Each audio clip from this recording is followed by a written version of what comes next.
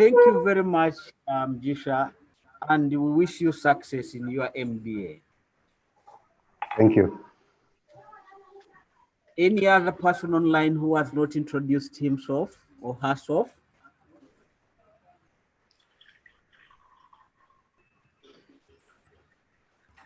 Let me come back to the physical audience here. Can we continue with the introduction?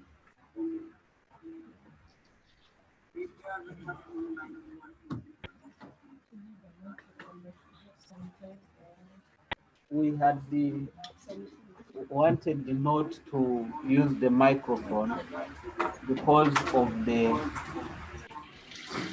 prevailing situation, and therefore we maintain the SOPs.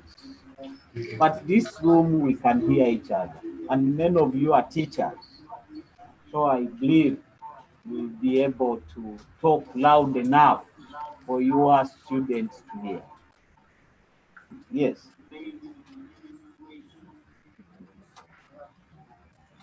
Good morning, everyone.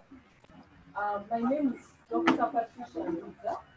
I'm from the Department of Population Studies, School of Statistics and Planning, the College of Business. I am part of the research team, and we are happy to present our findings today and look forward to learning from you. Thank you. My name is Dr. Mama Ojemen. I'm a lecturer in the Department of Statistical Regulatory Science and the School of Statistics and Political Business Organic Science. I'm the PI of this project, whereby we are going to present results to Before COVID, we would clap for people when they introduce themselves. I don't know whether it still prevails after COVID. Huh?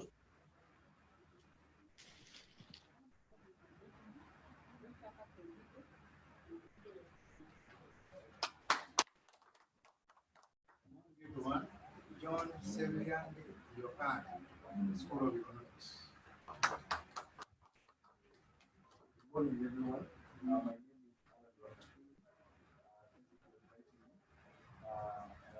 CEO and co-founder at Payments and Commerce startup called Simple.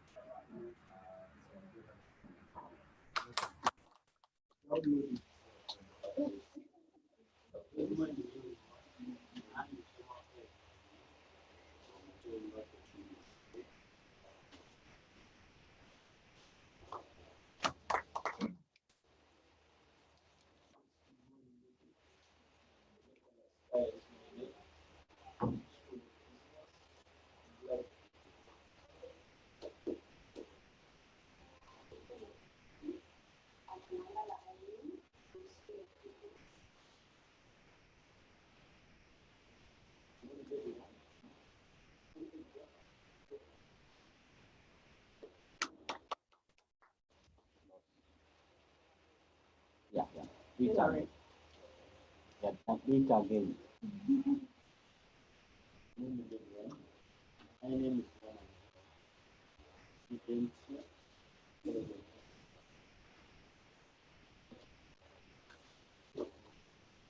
Very good morning, ladies and gentlemen. Augustine Sechiondwa is my name. I'm a business process analyst from the Directorate of E-Government Services, the National Information Technology Authority of Ghana. I've been part of this. So thank you very, very much. Oh, I was forgetting the very important person. My apologies. Good morning, ladies and gentlemen. You're very welcome to this dissemination meeting. My name is Dr. Pros Katumba, a lecturer in the Department of Marketing and Management and graduate coordinator for programs and research in the School of Business. You're most welcome at this dissemination meeting. Please. Good morning, members. My name is David Chisitu, and I'm here to support IT. Now, the motto of Uganda is for God and my country. There is no way we can start without having a prayer. I would request Dr.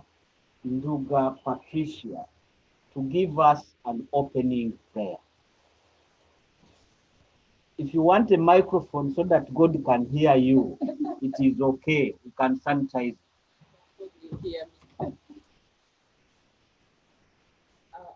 Let's humble ourselves to our words of prayer. Heavenly Father, we want to thank you for this time. Thank you for this day that we've gathered here to disseminate our results from the study. Thank you for everyone who is here. And we pray that, Lord, you go before us, this dialogue with the different people that we've invited over and those that are online.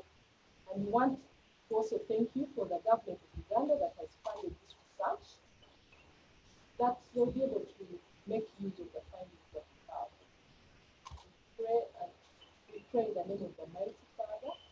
Amen. Thank you very, very much. And of course, I know that some people are online, and I want to give an opportunity to Dr. Issa. Dr. Issa, are you there? By the way, Dr. Issa is from the Research and Innovation Fund of Makerere University that actually funded this project. And therefore, I wanted him. Dr. Issa, are you there? Yes, sir. I'm here. Yes, since you said you are not feeling well, I don't want to keep you so much online. Can you please go on and give your remarks as a representative from the Reef Secretariat? The floor is yours, Dr. Issa. Thank you very much, sir. And thank you, colleagues, and the private sector, the user agencies for joining this dissemination meeting. I would really want to have a special thanks to the research team that were able to put together the proposal and go out in the field, collect data, and come out with results and findings that we believe are going to contribute to the country. Of course, entrepreneurship and e-commerce are really big players in the economy of any country in the world right now. So I believe the findings are not just going to stop here, but can be actually taken down to the potential users, and hopefully we have the all circle impact that we need to feel out of the research funds. Of course, I need to thank the government of Uganda for listening to our suggestions and actually come through with this kind of funding. I want to thank, of course, I've had URA people for being able to collect the money that the government uses. But I need to thank the Makerere University Management Team and the chair of the GMC who headed the negotiations to get these funds to us as researchers. I really thank my team members, the GMC colleagues, who put together the whole process of ensuring that we evaluate the best research proposals that have been provided. And of course, when you see your project funded, you know it is it's one of the really top proposals, because many of them qualify because of the limits of the funds that we have. We are not able to fund everyone. So at the end of the day, we are really hoping that such disseminations validates our process, that we funded the right projects during the process. Again, I want to thank all of us who spared this time to come for this dissemination, but special thanks to the research team that we are able to go out there, use the funds the way they should be used, and make sure they come up with findings that can be disseminated. Importantly, again, let's make sure that we follow through, that we can actually come up with a level of impact that it should in our country. Thank you very much. I really appreciate. I wish I could attend through, but unfortunately I'm not. I wish you the excellent deliberations during this. Thank you very much.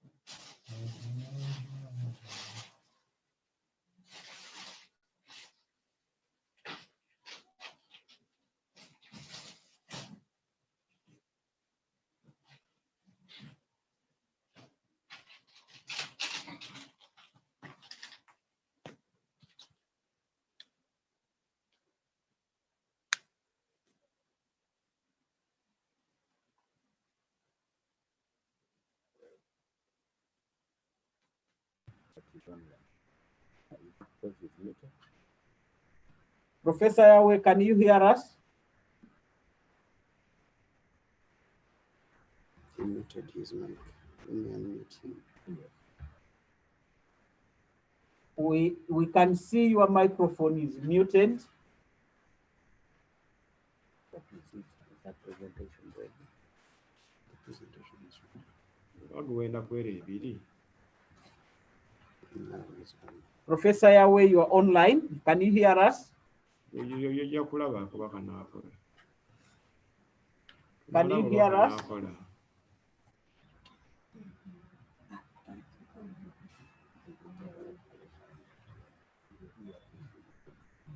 Professor Yahweh, are you able to hear us? Okay, at this.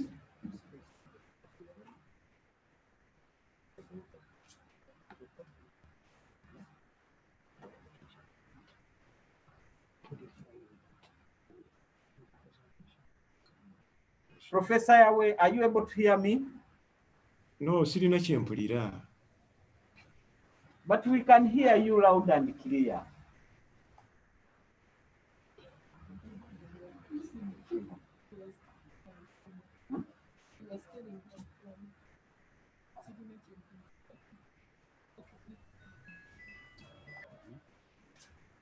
You see, this is the danger of technology. Sometimes it. So, but I don't hear anything. I don't hear them talk. Just a quick one. This is Issa Kavenge again. The host is able to unmute anyone. Can the host please unmute Professor Yahweh? Yes, I think that's what we have done. And when he's talking, we can hear him, but he can't hear us. Okay, let me find. He's unmuted. All right. At this moment, let me, because we are unable to connect to Prof, let me invite Dr. Prose Katumba to give us an overview of what this project was all about. Dr. Prose Katumba. Thank you very much, Dr. Tibaingana, for that introduction and for agreeing to be our MC. We want to go through the overview. What was this project all about and how did we conceive it?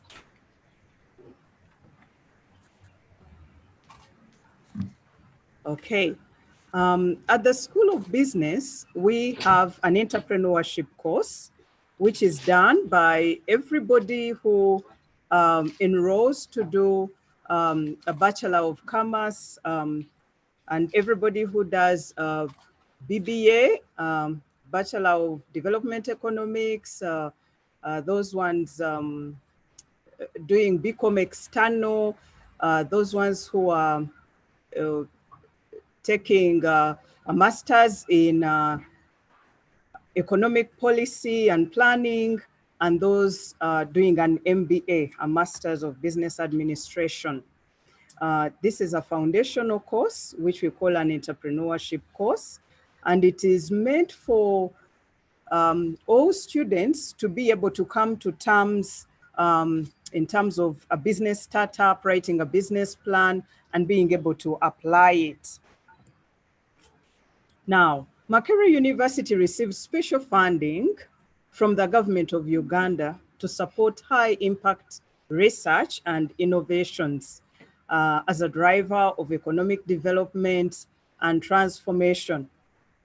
Research questions were supposed to be aligned to national priorities, most pressing development issues that would result into changes with policymakers, program implementers, or private sector.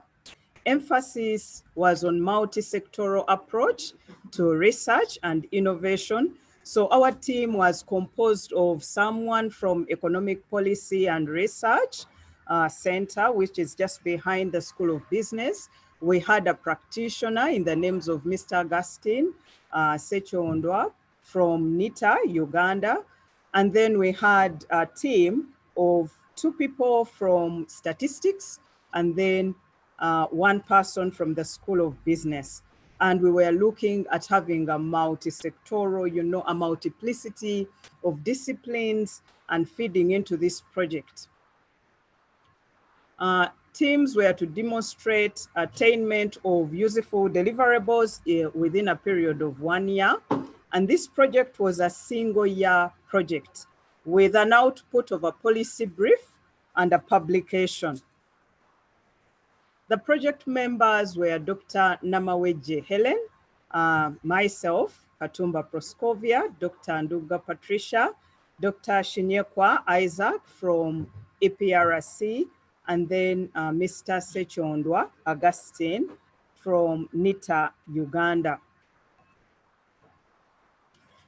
As a background to our study, UNCTAD had a report in 2016 where they showed that 1/5 of the population in Africa uses the internet as compared to 2/3 in Western Asia. And we all know that the internet is a driver for economic development. Now, this sparse nature of ICT infrastructure development in most African countries has resulted into the major differences in the sizes of the overall economies, in the level of expertise available and other development issues. The major barriers to this wider acceptance of e-commerce in Africa is attributed to delivery infrastructure and secure payment methods. So several countries lack an organized physical address system. So it makes some of these online deliveries and online, applications difficult. Some of our major online businesses that are engaging in e-commerce in Uganda is Jumia, Safe Border, we have Cafe Javas, we have Sente, we have several others who have come up with very good applications that are using electronic commerce. The School of Business and all its undergraduate students programs, and mainly the School of Business and the School of Economics. These offer the entrepreneurship course during year 2, while the master's programs, MBA and EPP, offer the course in their first year. The entrepreneurship course aims at transferring skills that enable learners to start their own enterprises. According to the university, the college policy, the school organizes entrepreneurship expos every year where all students are supposed to showcase any type of business. We have some success stories out of these businesses. I know many of you know Dalaus Juice, okay? Dalaus Juice is in Wandegea, and whatever high-end party, if you don't have a juice bar with Dalaus, then your party is not ranked really, very high, because they will bring their juice, they will make juice out of soursop, out of watermelon, out of avocado, out of a number of fruits and some vegetables. So Dalaus was our student, and he has come up with this very good lucrative business, birthed out of a simple idea from a coursework project, and now it is a thriving business. We have another student who, out of this coursework in entrepreneurship, went into recycled paper. He's called Mapua, and he has won many awards on CNN and other international, organizations, just from this small project and then rolling it out and making it a big, big business. So we encourage our students to start small and then have their ideas grow into a formidable business. The problem we were investigating was in 2018, the researchers observed that during the expo, several students had showcased their businesses, and only 10% had business startups that applied pure e-commerce in their innovations. So this bothered the researchers. And the question was, how can we increase uptake for e-commerce amongst our students' business startups? So the project aim was to examine the factors influencing commercializing of entrepreneurship ventures using electronic commerce at Makerere University.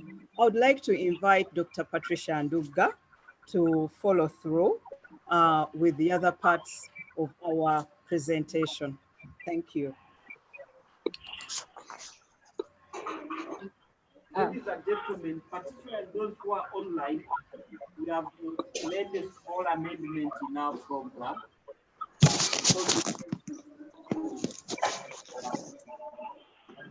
The principle of the School of Business. And before Dr. Nduga gives us, I think I want to the key speaker to give us his remarks, considering that set the standard, has set the standard for the work that was done, and now you practitioner and you please. Yes,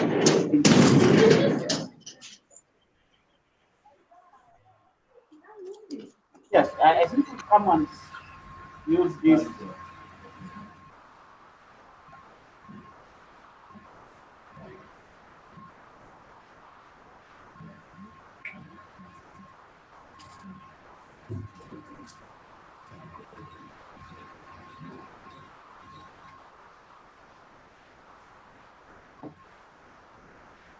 So thank you very, very much for the invitation. And also thank you very much for the opportunity to give the keynote. It is humbling because what can I say? I was here many years ago. I was actually a Makerere University student in the early 2000s. So you can probably guess my age. And I remember very well sending my first email from the university with a yahoo.com email. All right, that was pre-Facebook, pre-WhatsApp. I was here as a student. I studied economics and statistics, but when I left, I had a real passion for entrepreneurship, and very early on, I saw the opportunity that the digital could do to transform Uganda's economy. So in around, I would say 2008, 2000 and from 2008, 2012, I worked at MTN. Then 2012 is when I started my entrepreneurship journey. Again, in not direct e-commerce, but I would say d-commerce. That startup was very, very early, but it did okay. So Sente, we started it in 2016. And Sente really does payments and e-commerce. And our vision for Sente is to make every person or every individual and every business join the digital economy. Because that's how we see the world. We don't see the world as Uganda, Kenya, Tanzania, US. Today, you're either a participant in the digital economy, and then you have opportunities in that economy, or you're not. And so we'd really like to thank the researchers who are, I think, taking steps to bring more Ugandans into the digital economy, because the opportunities there are immense. Not just for the people who are using the platforms, but for entrepreneurs who are able to, harness those opportunities. Like she mentioned, in Uganda, it is still very early game. Jumia is the big boy. They are a $1 billion valued company. But if you look at their share of market, it is still less than 3% of the total retail of what happens in Africa, right? So the other 97%, what are they doing, right? They're going to the shops physically to shop.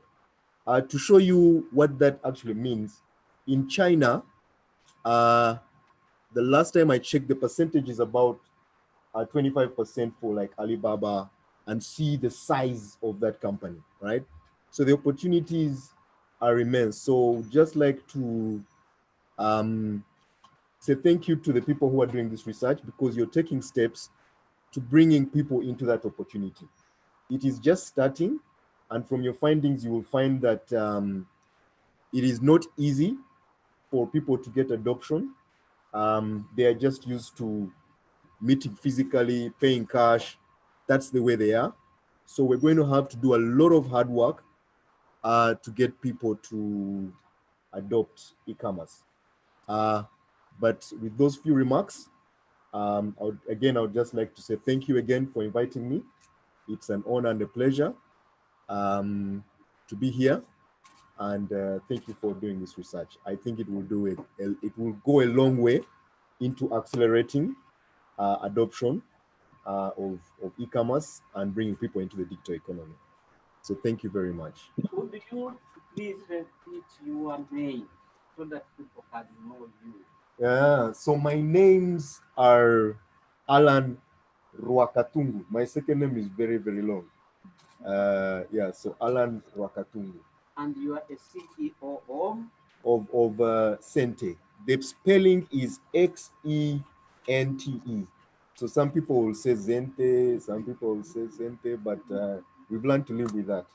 Thank you very, very much, Alan. Okay.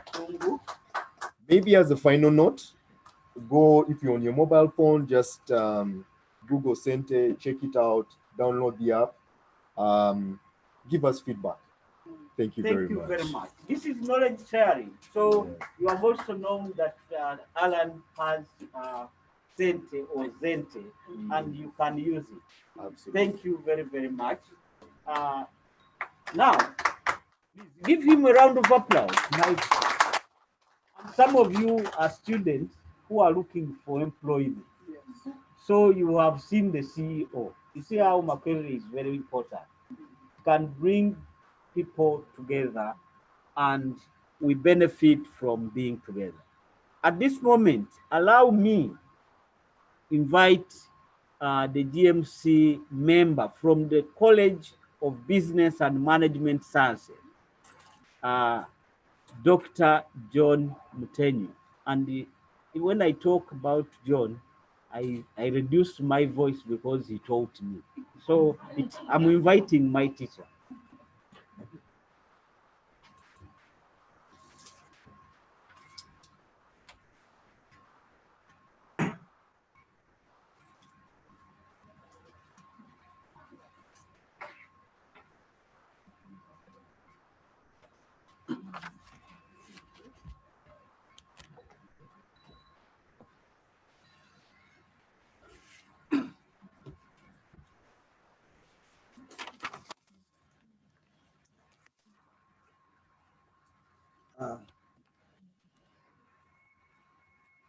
Thank you very much, Dr. Tibaingana. Good morning, everyone. All protocol observed. My name is John Mutenyo. I'm here in two capacities as a member of COBAMS, but more so as a member of the Makerere University Grants Management Committee / Research and Innovation Fund. It's a great pleasure to be here this morning to listen to a set of researchers who are disseminating their research findings. I must say that it's a pleasure to be with you here today. And I'm not here as Mutenyo, but this time I'm representing the Grants Management Committee, and most importantly, the chairperson of this committee, Professor William Bazeo. You recall that we are here basically because of the generous funding from the government of the Republic of Uganda. In that capacity, I would like us to really thank the government of Uganda for the very first time, I think in Makerere history, that we are able to get funding for research. These efforts basically were due to management of Makerere University as the Vice Chancellor, but most importantly, the then Deputy Vice Chancellor for Finance, Professor William Bazeo. He really did a wonderful job of convincing government to give us 30 billion in the first run for funding. During that time, we funded over 300 research grants, of which this one was one of them. We received over 700 applicants or applications for research, and they were all very excellent research proposals, most of them, but were due to the limited resources. Actually, the 700 required over 25 billion. But no, not five. Don't quote me wrong there. I forget the figures, but required a lot of money. But due to limited funds, we were able to fund around 300 very competitive research grants, of which this one was among them. So I'd like to, at this point, I would like to congratulate the team, and most especially the PI, for submitting a very good proposal. But more importantly, I'd like to congratulate the team for coming this far and being able to disseminate the findings. I also want to thank other researchers who have been able to disseminate their research findings, because it's after this that we can actually tell that this person or this team is competent, and also will be able to qualify for another round of research. Government has promised to continue funding research at Makerere University. So far, we have been able to get 2 research grants, RIF 1 and RIF 2, and other factors constant, we are going to get a 3rd round of research grants, and we are likely even to get more if the financial situation stabilizes in the country. About the study, I would like to really thank the team that they are actually addressing a very pertinent issue, issues concerning youth employment. As we all know, the statistics show that over 70% of the youth are unemployed. Now, if you're talking about issues that actually bring reduce unemployment among the youth, then you are solving a very big problem in the country. So I want to thank you, and would actually encourage you to disseminate these findings widely. Please contact all media centers, especially the print medias, and any other forum where you expect to find the youth, so that you can disseminate this work and let the youth know that there are other avenues that they can actually use to get employed or even to create employment. With those few words, I would like to encourage our fellow researchers that RIF 3 is in the pipeline, and by early next year, we shall announce the call for RIF 3. Kindly, please participate. Write very good proposals like you have done before, but try to follow, because this such we are doing basically is for government of Uganda. There are many issues that we need to look at. Issues, for instance, the SDG, issues, for instance, in the Vision 24, or raised in any peer documents, which are called what? The NDP 2 and 3. There are many research areas in those issues, and the government will be much willing to address, to fund such studies. There are, of course, other studies which may look very good, okay, but which may probably not attract government funding, okay? We're talking about, our chairman always gives us an example, that's Professor Mazeyo, that you want to research, for instance, why frogs, okay, make noise around what? Whenever it rains. That's a very good research study, but of what relevance is it to the country? It's a very good one. So avoid such research areas, but look for those areas which actually attract government concern. So with those few words, I want to congratulate Dr. Katumba and your team for coming this far, and also encourage you to be on the lookout. Early next year, we shall be airing out another call for RIF 3. And now that you have been able to disseminate, I want to assure that you do qualify for RIF 3. Thank you very much, and best wishes. Thank you very, very much. Now that you already on the podium. I would request that you join Dr. Mtenyu, sir. I want to have a group photo because I know we are very busy people with a lot of work. So I would request that we gather here for a group photo. Allow me disorganize you, but for purposes of having everybody in this photo, let us have a group photo now. And I don't want to make my teacher move again. So can we gather here for a group photo?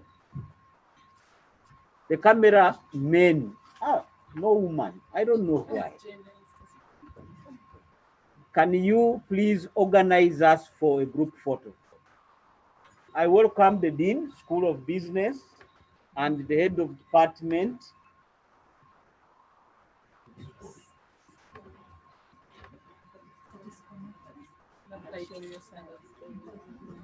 And I welcome the Dean, School of Business, Dr. Godfrey Kleng. Please join us in the photo. The head of department, statistical planning. And I want to request people online to turn on their video or their camera so that we can take a group photo online while we are taking another one physically here. Dean, sir. Yes, please, I want to request you to put on your mask. This is no longer something that we have to wonder about because it is the new normal. 100 years ago, actually, masks were there. So if you see anybody with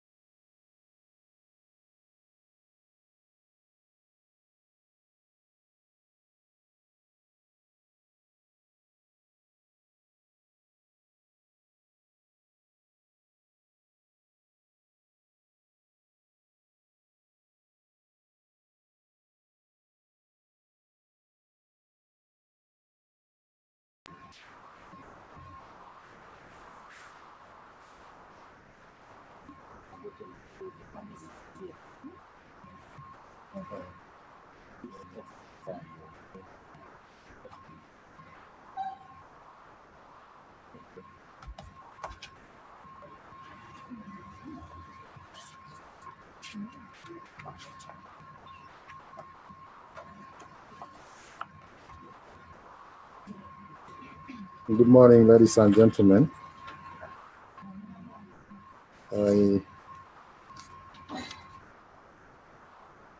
My apologies for coming rather late. I had another early morning engagement within the university, and then I found myself here now at this time.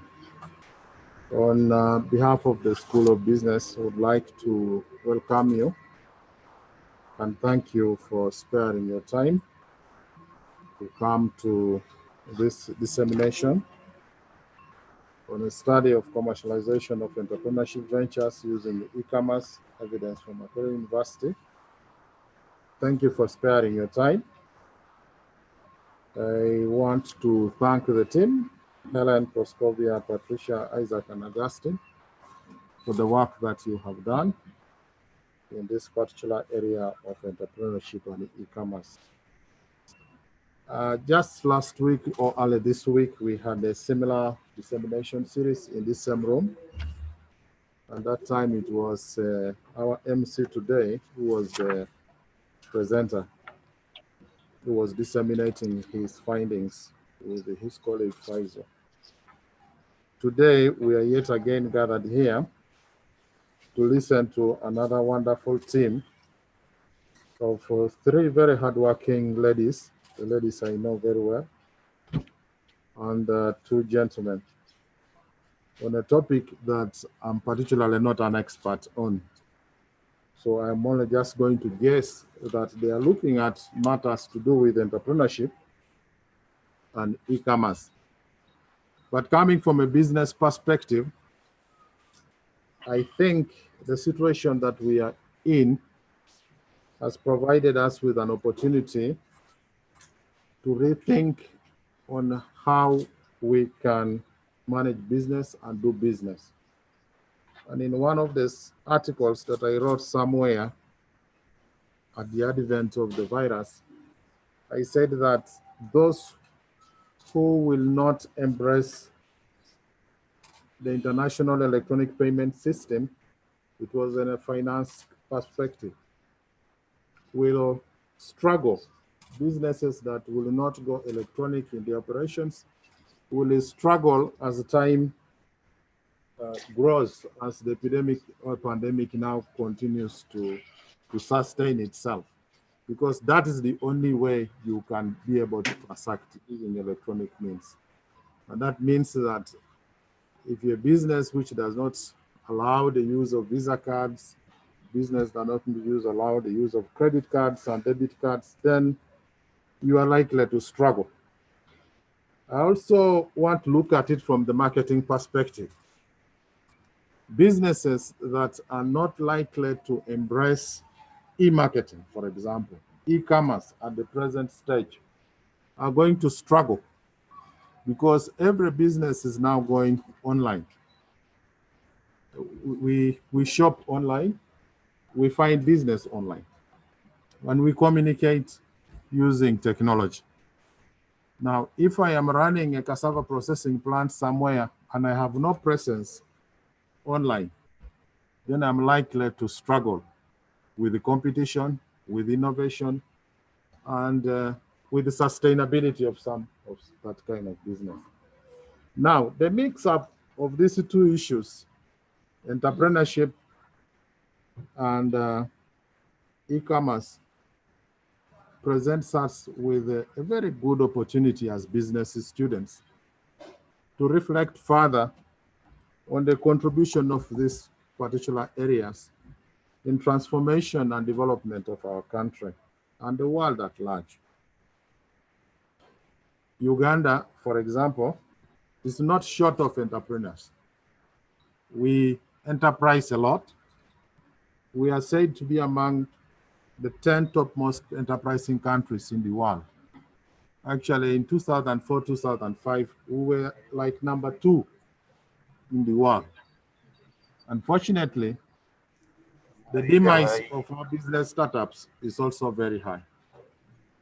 And I hope with these findings and the findings of last week, we are able to find a lasting solution to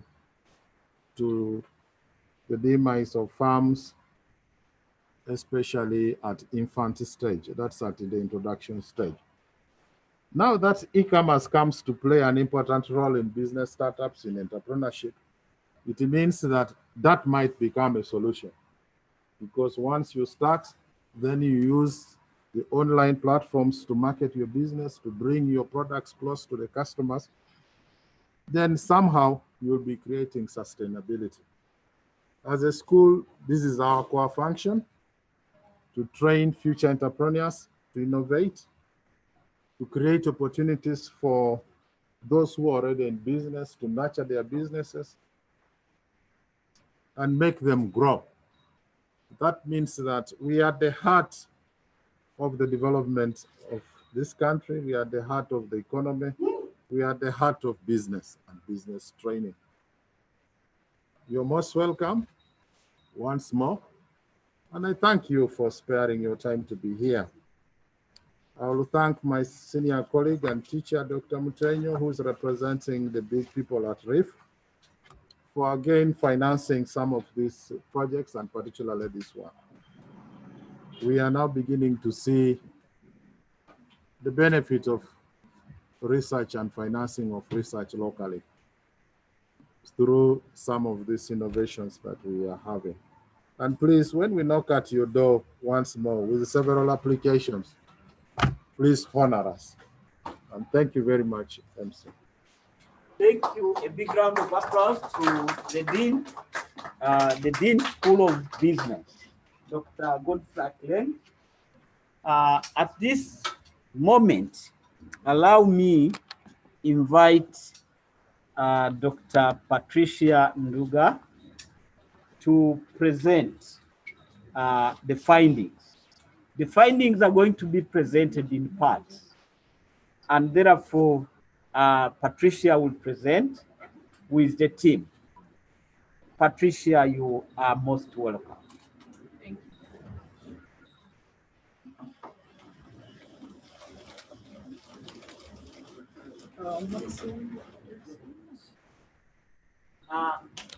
I think, colleagues, we can agree that we have a working team. So because of maintaining the SOPs, you will walk there, pick your tea and come back, but we're not going to line up there for you. So I know we can manage also. So you just walk there, pick your tea, come back and listen as Patricia is giving us what really they have found in this study. Ladies and gentlemen, good morning once again. As our MC has pointed out, I'm here to present, to take on from where Dr. Pros Katumba had ended. She had given us an overview of our CIVIC project, told us a bit about RIF and about the team composition. And we have the project aim that is projected right there. We examine the factors influencing commercialization of entrepreneurship ventures using e-commerce at Makerere University. Since she has touched most of, we have a few members in the audience and some online who have no idea what e-commerce is all about, but I don't have to go through it again. But generally, like the keynote speaker has said that e-commerce is a very beneficial, it has immense opportunities. But one thing that stands out for the student population that we looked at in this study is that e-commerce is very convenient. You can buy things anytime, anywhere, and they get to you like in the shortest period possible. Unlike our conventional methods of buying and selling, where you walk into a supermarket, or for example, I have to buy something in Pakwach district, I'll probably jump onto a bus and then go pick it. Whereas with buying and selling things over the internet, buying and selling things, goods and services over the internet, you are assured of that convenience, it's efficient, and there's again reduced cost of doing business.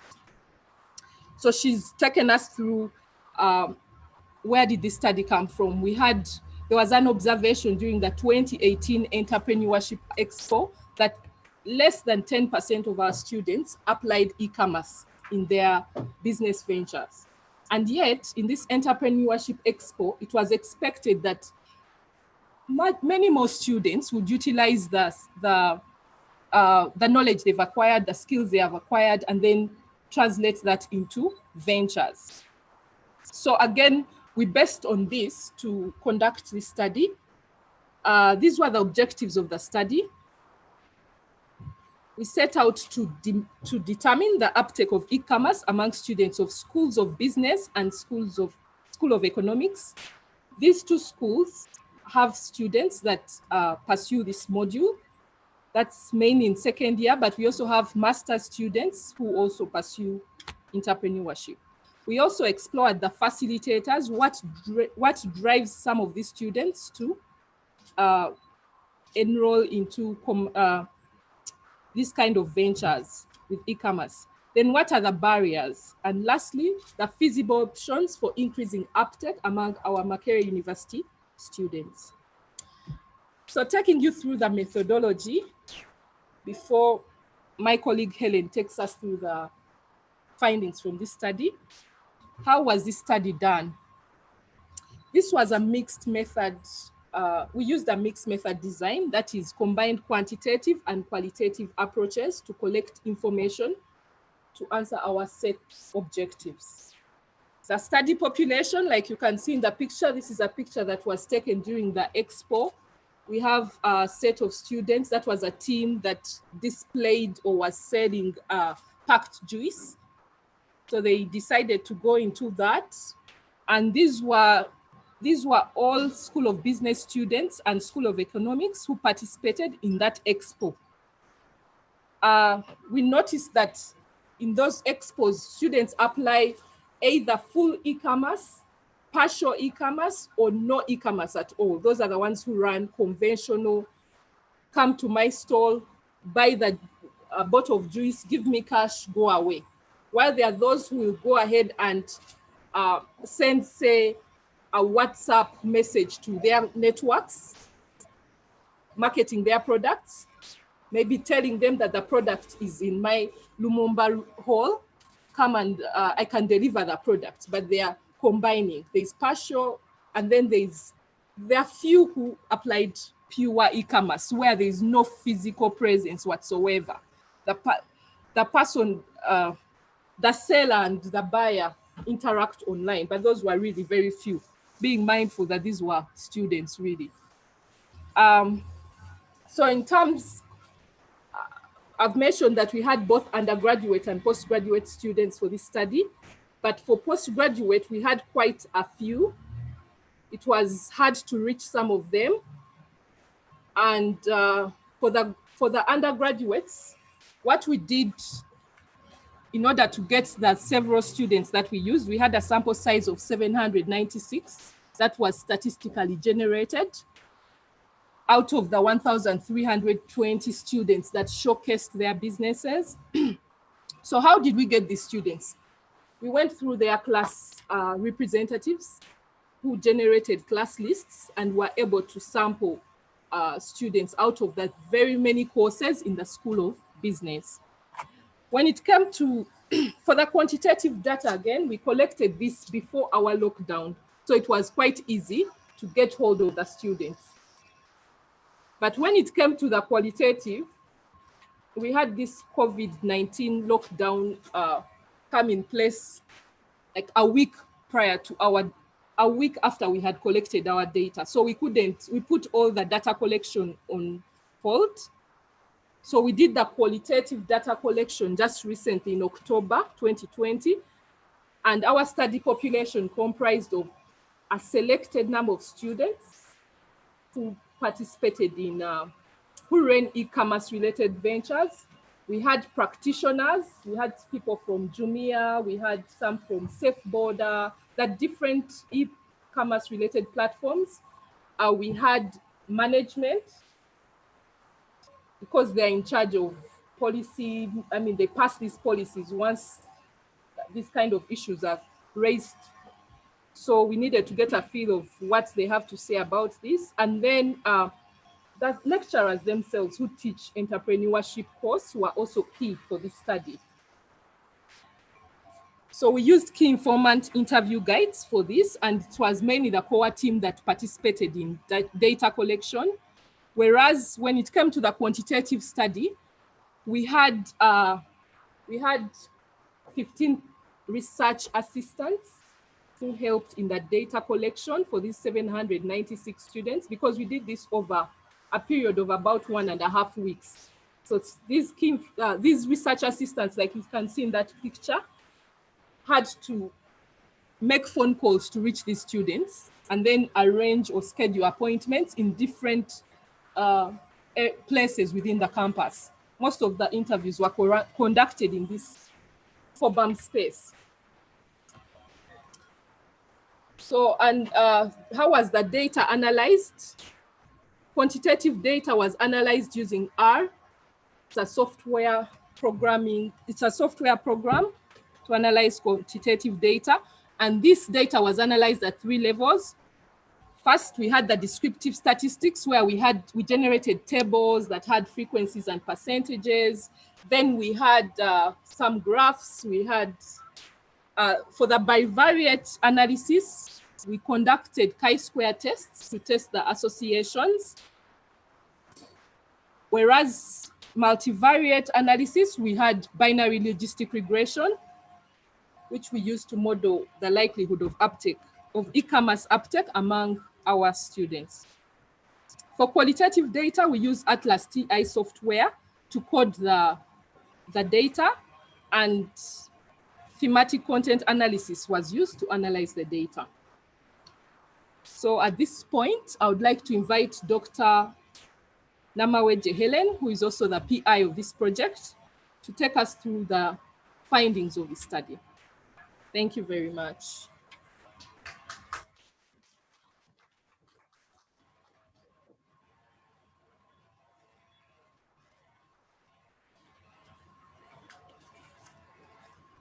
A very good morning to you once again. I thank my team members that are presented previously, and I'm here to take you through the findings that we got. I'm going to share with you about the characteristics of the respondents that we considered. And the first characteristic we considered was about the gender of the respondents that we had. And it so happened that over 50% or half of the students were male students, but this is attributed to the fact that when we looked at the enrollment of 2018, majority of the students that were enrolled were male. So that is how our result came up to that. And then we went ahead to look at the age of the respondents. It's quite interesting that when students join the universities, they're usually in a certain age category. So when we looked at our results within the age, we saw that three-quarters of our students were below 24 years, and then the other little percentage was above 24. But this is attributed to the fact that, you know, within a university, most of the time when you join university, the years are usually 19 and then 23. So that was the most age bracket that we got.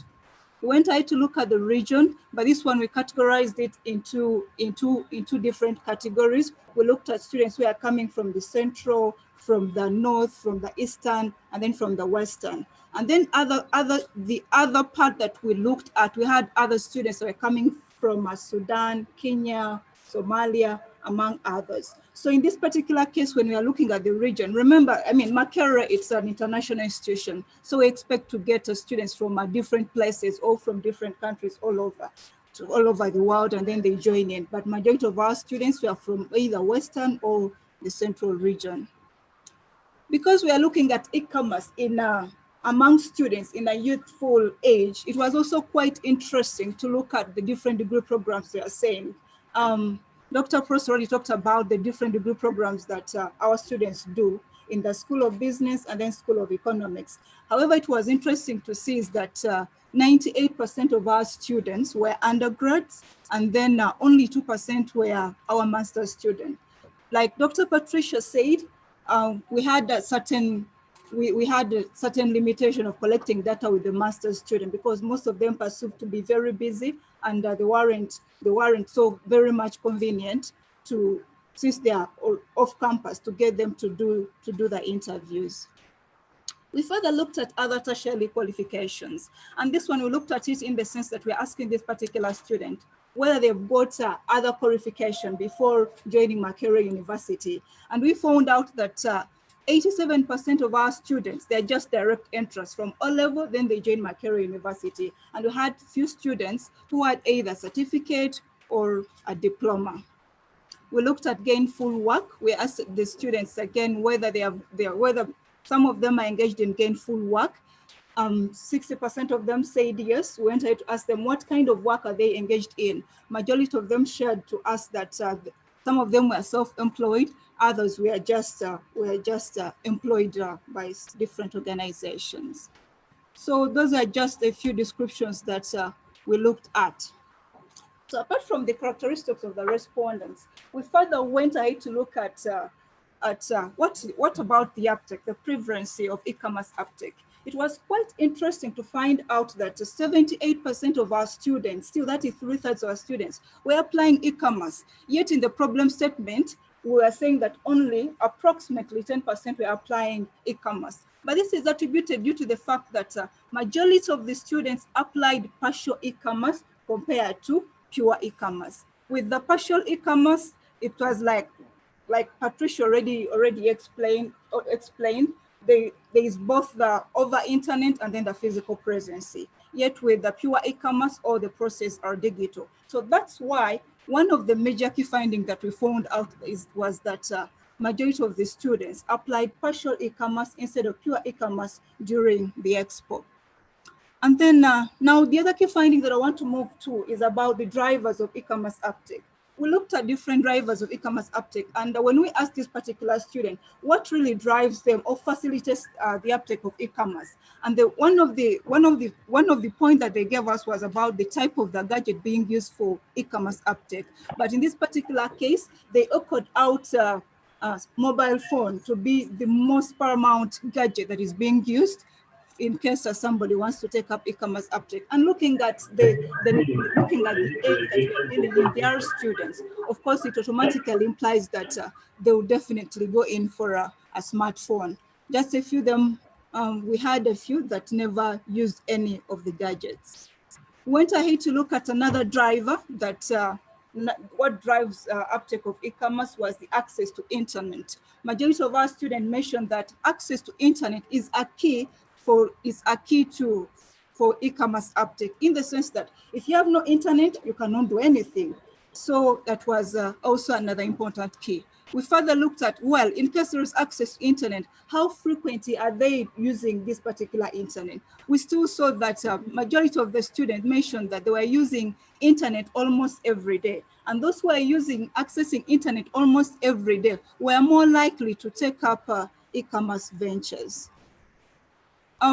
Within the qualitative data collection, apart from the quantitative, the other drivers that we looked at was about what student echoed out was the annual Students Expo. Remember, with the Expo, the point is that they apply what they have learned in class, they do it practically. At the same time, they're able to exhibit their different ventures, the business that they have done in the public. At the same time, the expo also acts as a catalyst for them to shape their future careers in business. Like one of the lecturers that we interviewed mentioned in the qualitative study that the mere fact that the university organizes an expo for students to practically practice what they have learned in class is a plus. Students that perceive this as an opportunity will maximally utilize it. It's a platform to students to showcase their businesses. So in this particular case, it was also an echo that the annual entrepreneurship expos are very important to support the uptake of e-commerce. The other one was the conducive regulatory environment. Students mentioned that, you only need to get your phone, take the picture of your business, and then post it on what? Post it on WhatsApp or Facebook or Instagram within your different networks without any regulation. And this was supported by the practitioner who said that I think one of the facilitators of e-commerce are the regulations in Uganda. there are almost no restriction to internet users. So students can take advantage of free space to post their business and customers reach to their products. And then the last driver that we looked at that drives the uptake of e-commerce was the natural shift of the world to digitalization due to COVID-19. A colleague mentioned that we did qualitative data collection during the phase of lockdown. So in this particular case, the mere fact that we had a lockdown, despite the fact that right now it's being phased off, it drove people. Now, you know what? It's a new norm, because if you cannot use e-commerce or you cannot get your phone and then do business, you cannot do anything. Otherwise, you'll be left out of the space that is now very competitive. So those were the drivers of e-commerce uptake. And it's quite interesting because the whole issue was about the expo. We went ahead to look at the different experiences of these students. I mean, what drove them to apply e-commerce? And one of the key things that they told us was about their motivation to venture into commerce. Majority of them said they wanted to attract more domestic customers, in the sense that when you look at the nature of the student, most of the time they utilize the network that they have. But this time around, they're like, no, we need to venture out and then go on to other customers that we can tap in. Others mentioned that it was convenient, because we know, like with e-commerce, you can trade 24 hours and then you can trade 7 days a week. Doesn't matter where you are. It's just a matter of getting the gadget, having access to internet, and then do the online business. Others mentioned about experience on the e-commerce model that they use. The different e-commerce models that we had, we asked them whether they are using business to business, in the sense that, for example, I'm making a cake and then I sell my business to somebody also in a cake. Others mentioned we had a business to government. That was a very small percentage, because, I mean, they're students. What products do they have, capital they have that they can really make a product and then sell to the government? We also had business to customer. This was the most frequent model that was used by our students, because we're looking at scenarios whereby, for example, those who were in foods and beverages, those who exhibited juice, they're able to sell the juice to the different students that they had, or their friends who are now the customers. So in that particular case, the business to customer was the most model that was used by a student. We went ahead to look at the channel. There are different channels that students use the students use. And in the among the different channels we looked at, we asked them about the website, the social media, the emails, and then making calls. But the most outstanding one, most of the channel that was being used by our student was the social media platform. And of course, we aren't surprised by this, because right now it is the way to go. And then lastly, on the experiences they shared to us, we asked them about who influenced them into venturing e-commerce. And majority of them shared that, no, it was my lecturer or my supervisor. So in this particular case, the lecturers and the supervisors play a big role in guiding the students in the uptake of e-commerce. And then also the rest mentioned about having friends and postmen that they agreed that they can go into a business venture of applying e-commerce during the expo.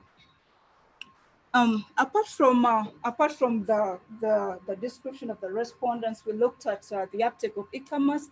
I've also talked about the drivers of e-commerce. We went ahead to look at the barriers. You know, I mean, it's now the e-industry. It's really huge and a very great opportunity for different people to tap in, and even in our case now, the students. However, we found many different barriers that our students are encountering during the application of e-commerce. But among the key barriers that we saw, it was the inadequate knowledge of e-commerce. And this was attributed to the fact that during our interaction with the students, say that the e-commerce module, is just a module within a big entrepreneurship course, in that they just get basic knowledge that does not support them to really fully engage into commerce. The other one was the high cost of internet, in the sense that, yes, Makerere has got Wi-Fi, but then students find it hard to access it because, like, there are restrictions, there are passwords. So by the end of the day, they have to tap into their own pockets in case they have to access internet.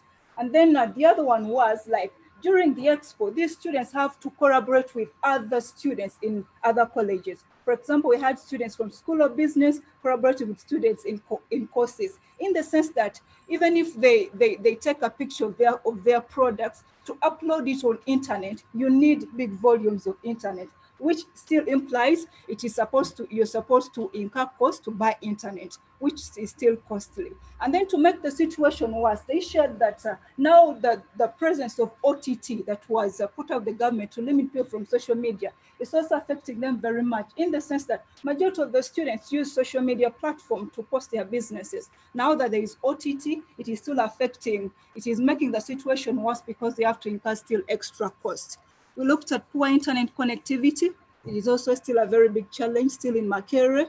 And then as still students move out of the campus, those who reside off campus, they cannot access internet because of the connectivity. The issue of trust and cybersecurity came out very, very clear, in the sense that students feel like, okay, in case I'm buying something online, how can I trust these people? For example, in case I'm using my debit card to put in my details, and then they're not hacked into, given that many people are on internet and they're hacking into different accounts. We also saw the conservatism among people. You know, we are used to this kind of life. I go, I see, I buy. But now with the new norm, you have to just get something, get your phone, order something, and then you get the good. But most of the people are still in the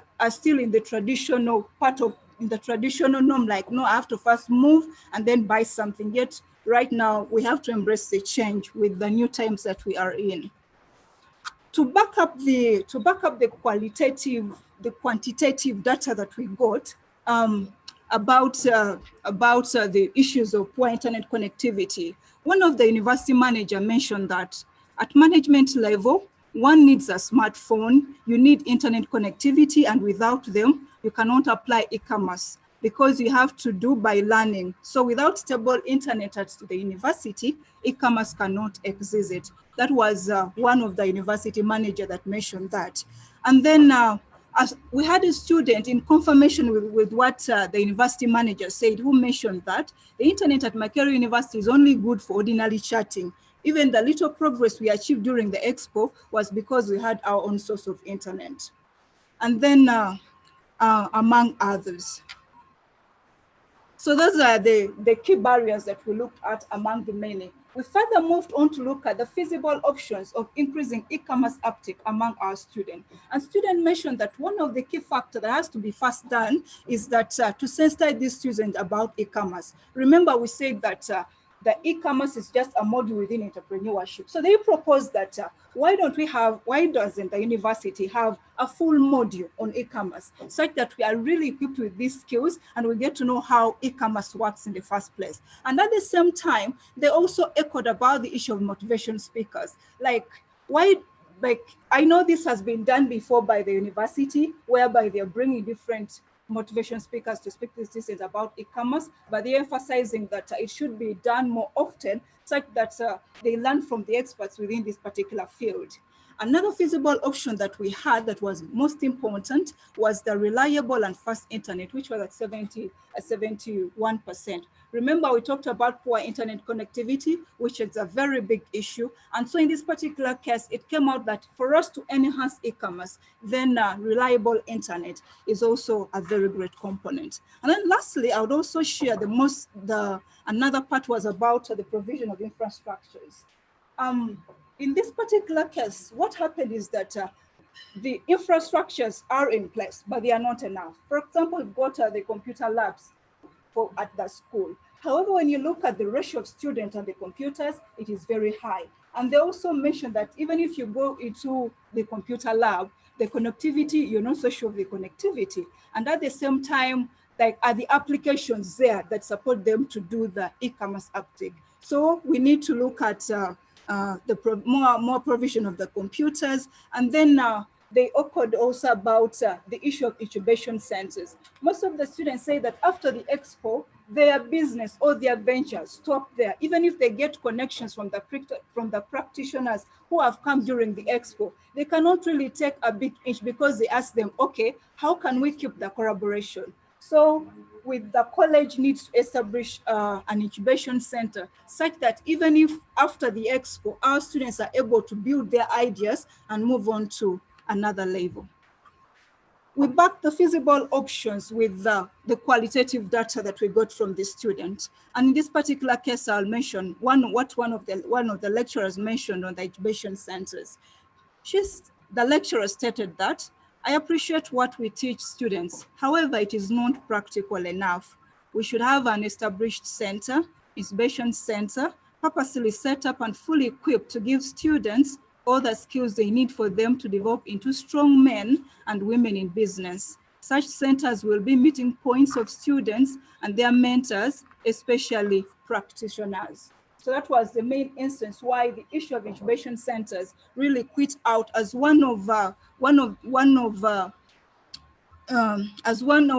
as something that can be taken advantage of for us to increase the uptake of e-commerce among our students. And then lastly, yes, the study was done, and we went ahead to have different recommendations according to the findings that we got, but we segmented them according to different implementing agencies, because among us, we've got practitioners from NITA, and then from the Ministry of Information, Communication and Technology, and then National Guidance. So we are proposing that from the result, can NITA or the MOICT provide subsidized internet to Makerere University, but not only with Makerere University, and also other public and tertiary institutions. Apart from that, could there be strategic campaigns that can be made among Ugandans such that we increase the uptake of e-commerce, especially among the youth, given that more youth are more interested in e-commerce today, such that more campaigns that can popularize of e-commerce can be encountered. Among the barriers that we say that they are worried about the security and the trust. How can I trust my credentials just to somebody that I don't see and then I pay something online? Could there be intensified effort that can be done to ensure that students can really trust and do online business that are confidently and when they feel they are safe on what they're doing? On the issue of conservatism, we saw it that it was also coming to the fact that most of the people do not know, the English, which is most of the media that is being used over internet. So we thought that maybe they could be, these ministries could come together and ensure that they can incorporate local languages on the e-commerce platform, and we widen the market. To the Ministry of Finance, Planning and Economic Development and Uganda Revenue Authority, I echoed out that the student mentioned the high cost of internet, which was also attributed to OTT, that could they review the tax regime in Uganda to remove the e-commerce bottlenecks, especially the OTT, given that these students, we have these very many students that are engaged in the e-commerce business. And then with the issue of internet connectivity, it is still about can they also help in subsidizing the cost for different university students, Makerere, other private institutions, and other tertiary institutions. What about the university? Because the first place we did the study from here. What are we recommending to the university and COBAMS as a college? What should be done such that the uptake of e-commerce is improved? The one thing we looked at was we need to create awareness amongst the students about the hidden treasure of trading online. That what are the benefits, even the lecturers themselves to come out and tell these students that in case you don't go online, you're missing A, B, C, and D. Tell them the different advantages and how it is beneficial in this era where many of them are looking for what to do and they're waiting for the government. I talked about establishment of an entrepreneurship incubation center, which would act as a meeting point for both the mentors, the practitioners, and the students, such that more mentorship and guidance is given to them as they're developing their ideas into big businesses. Establishment of more laboratories. We have the laboratories, but they are not enough. And then also putting in practitioners that can, putting in technical people that can support these students in learning more IT skills, especially in e-commerce. And then lastly, for the university and our college is to increase access to free internet, especially these students that are engaged in entrepreneurship. Let them be given the passwords, at the same time such that they're able to put their profiles all over on internet, and then they attract different people. And last, and to the National Council for Higher Education, from our result, we viewed that since it's an organization that approves these courses before they are being taught at the university, they should advocate that all the entrepreneurship courses have got, they emerge with the coming technologies and the trends, such that our students are prepared to get into the current trend in e-commerce. To the lecturers, what we are recommending, that the entrepreneurship course needs to be made more practical, and at the same time, even the lecturers themselves, they need to get acquainted to the new norm, and so they live by example. They teach by example. They tell these students about e-commerce, but when even the lecturers themselves are practicing the talk. I would like to acknowledge so much the people that supported to bring this project to where it is. The government of Uganda, that is funded through the Makerere University Research and Innovation Fund. I'd like to appreciate the study participants. We had lecturers from School of Business.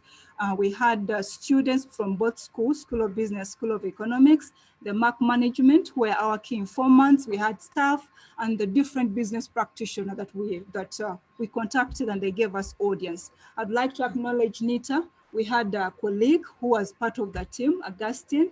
Thank you so much. I would like to appreciate EPRC. We got a very good result, and the research assistant, and the rest of you who have come to really engage in our dissemination meeting. Thank you so much. Okay, a big round of applause. How else would we know this if Helen was not here? You have equally seen that this is a wonderful study, which is touching to the new normal. The new normal is that many of business activities are going to be done online. At this moment, we now want to hear from the audience. Those who have comments, those who have questions, those who have something to say about the study. This is the time for you to ask where it is not clear, or to comment where you feel there is need for comment. And in this session, I'm going to allow one of the team member, Augustus from UNITA, to moderate this. Augustus, and I can see my teacher already is interested in asking a question.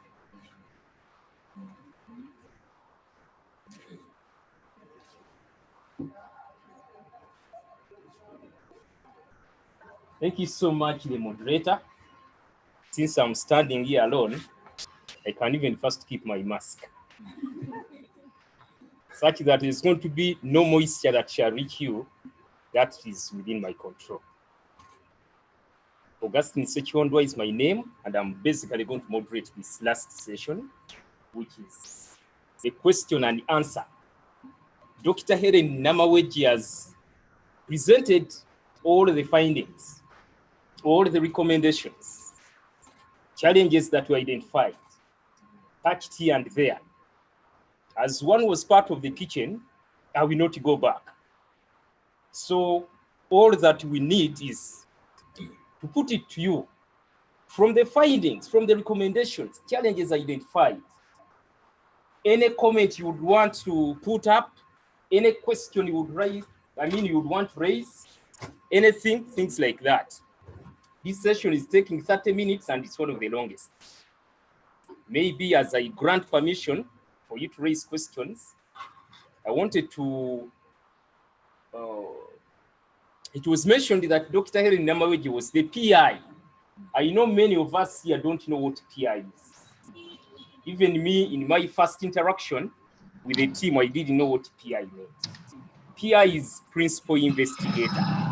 So she's the one who led the team in the investigative action. Okay, over to you. Starting with Doctor.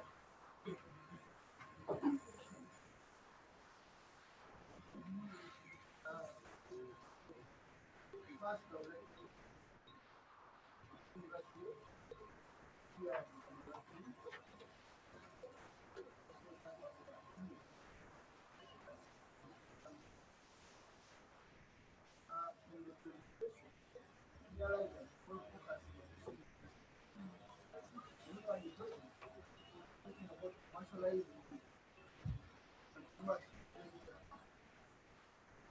you have to do that. Students from a very, very small university. It is not a university. And this is not a university. So, here you are concentrating more on training of entrepreneurs than the university. So, you mentioned earlier. Now, the way to go now is to go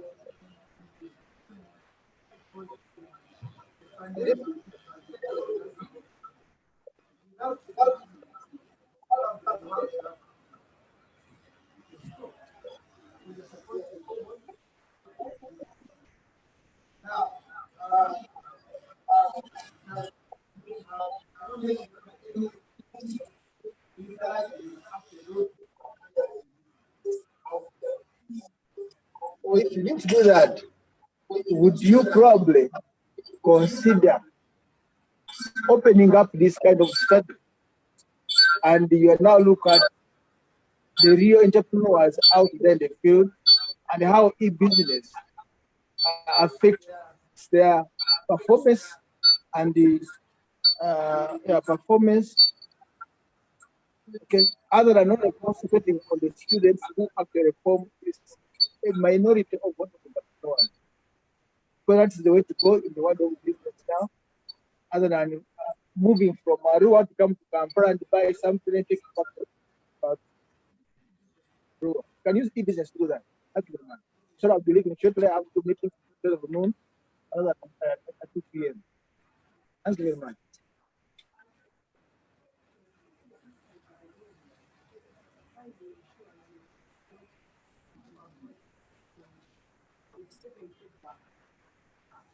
Thank you so much, Doctor, for the comment that you have just made, but also for gracing this occasion. We have taken note of the comment. I stand to be guided. How would you want us to do it? Should we respond to a comment per comment, or we first compile and then you can respond at once? Five questions, then we ask. Thank you so much. So this is the first one. We get another one from this side. Feel free to say your name and then you can raise it. Thank you very much. Once again, my name is Norman Hillary. And from Dr. Helene's presentation, first and foremost, I would like to appreciate the organizers so much. And this benefits a lot to students, and especially here, School of Business, whereby most of the students are business minded. She talked about in the barriers that students only get basic knowledge that can't fully help students outside there if they want to promote business. Now, as a student leader, this is what I can talk about. In most cases, students lack this knowledge to do business when it comes to e-commerce. Now, when we report or when we come to university, we find like for my course, BBA, we only did computer in first year, and that's all. There are very many students who come here and are from our villages. They do not know much about computer, but these people have business mind.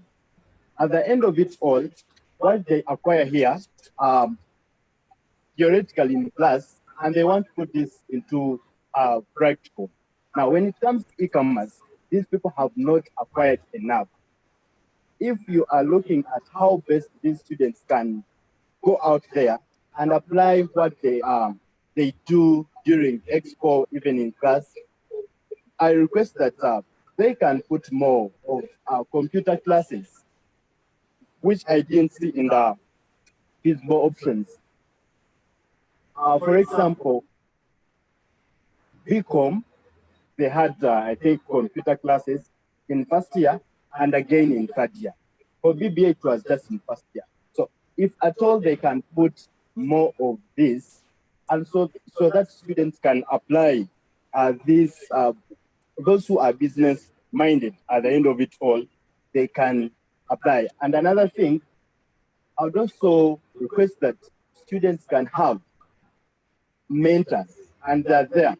You know that if immediately after the expo, these mentors can follow up. In most cases, students after the expo, the business lies there. Why? Because some of them take this as if it is so hectic. They are forced, they are not mentored, and they are not told, why are you doing this expo? They are looking at maths, they are not looking at business after. So I think this is a very big barrier to students, because they are working out on the expo for only maths and not for business thereafter. So I think there is need to have mentors who can follow up. These students always have good ideas. We always have good ideas. So that's what I can talk about. Having more classes about computer, and not only getting basics, but also know how to do business. Then also having mentors that can follow up after the expo, and maybe when the first years join. You talked about having motivational speakers. For example, we organized a finalist career talk where we invited some of the organizations, and perhaps this can be an initiative that you can put up. Don't wait for third years. In third year, to put this. You can engage students as early as possible in their first years. Thank you. Thank you so much for the questions and comments that you have raised. We have taken note of them and definitely shall respond. This side now.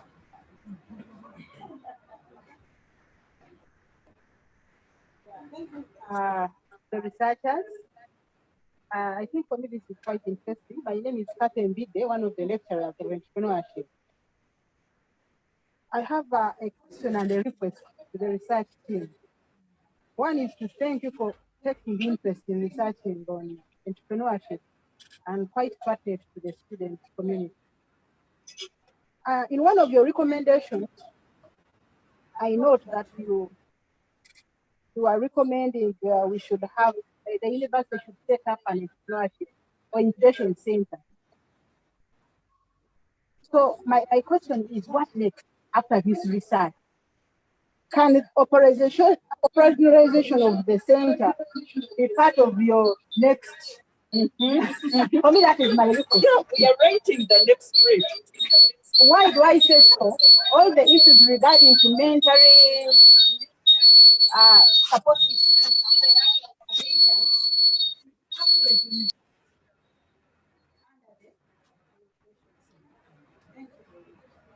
Thank you so much. Yeah, so the team should now begin looking in that direction. Incubation center, now what? Yes.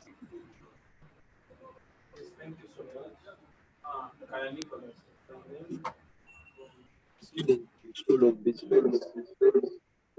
I'm so excited about this topic, but unfortunately, maybe I will call it a case study that we are so far looking at a very small group of people. Otherwise, a very big number of you. Part of the recommendations Dr. Helen was talking about, she talked about the internet. The internet, despite the fact it's there, we may not only look at the password, because at least someone who is interested can access the password. but this internet is also too slow. Too slow.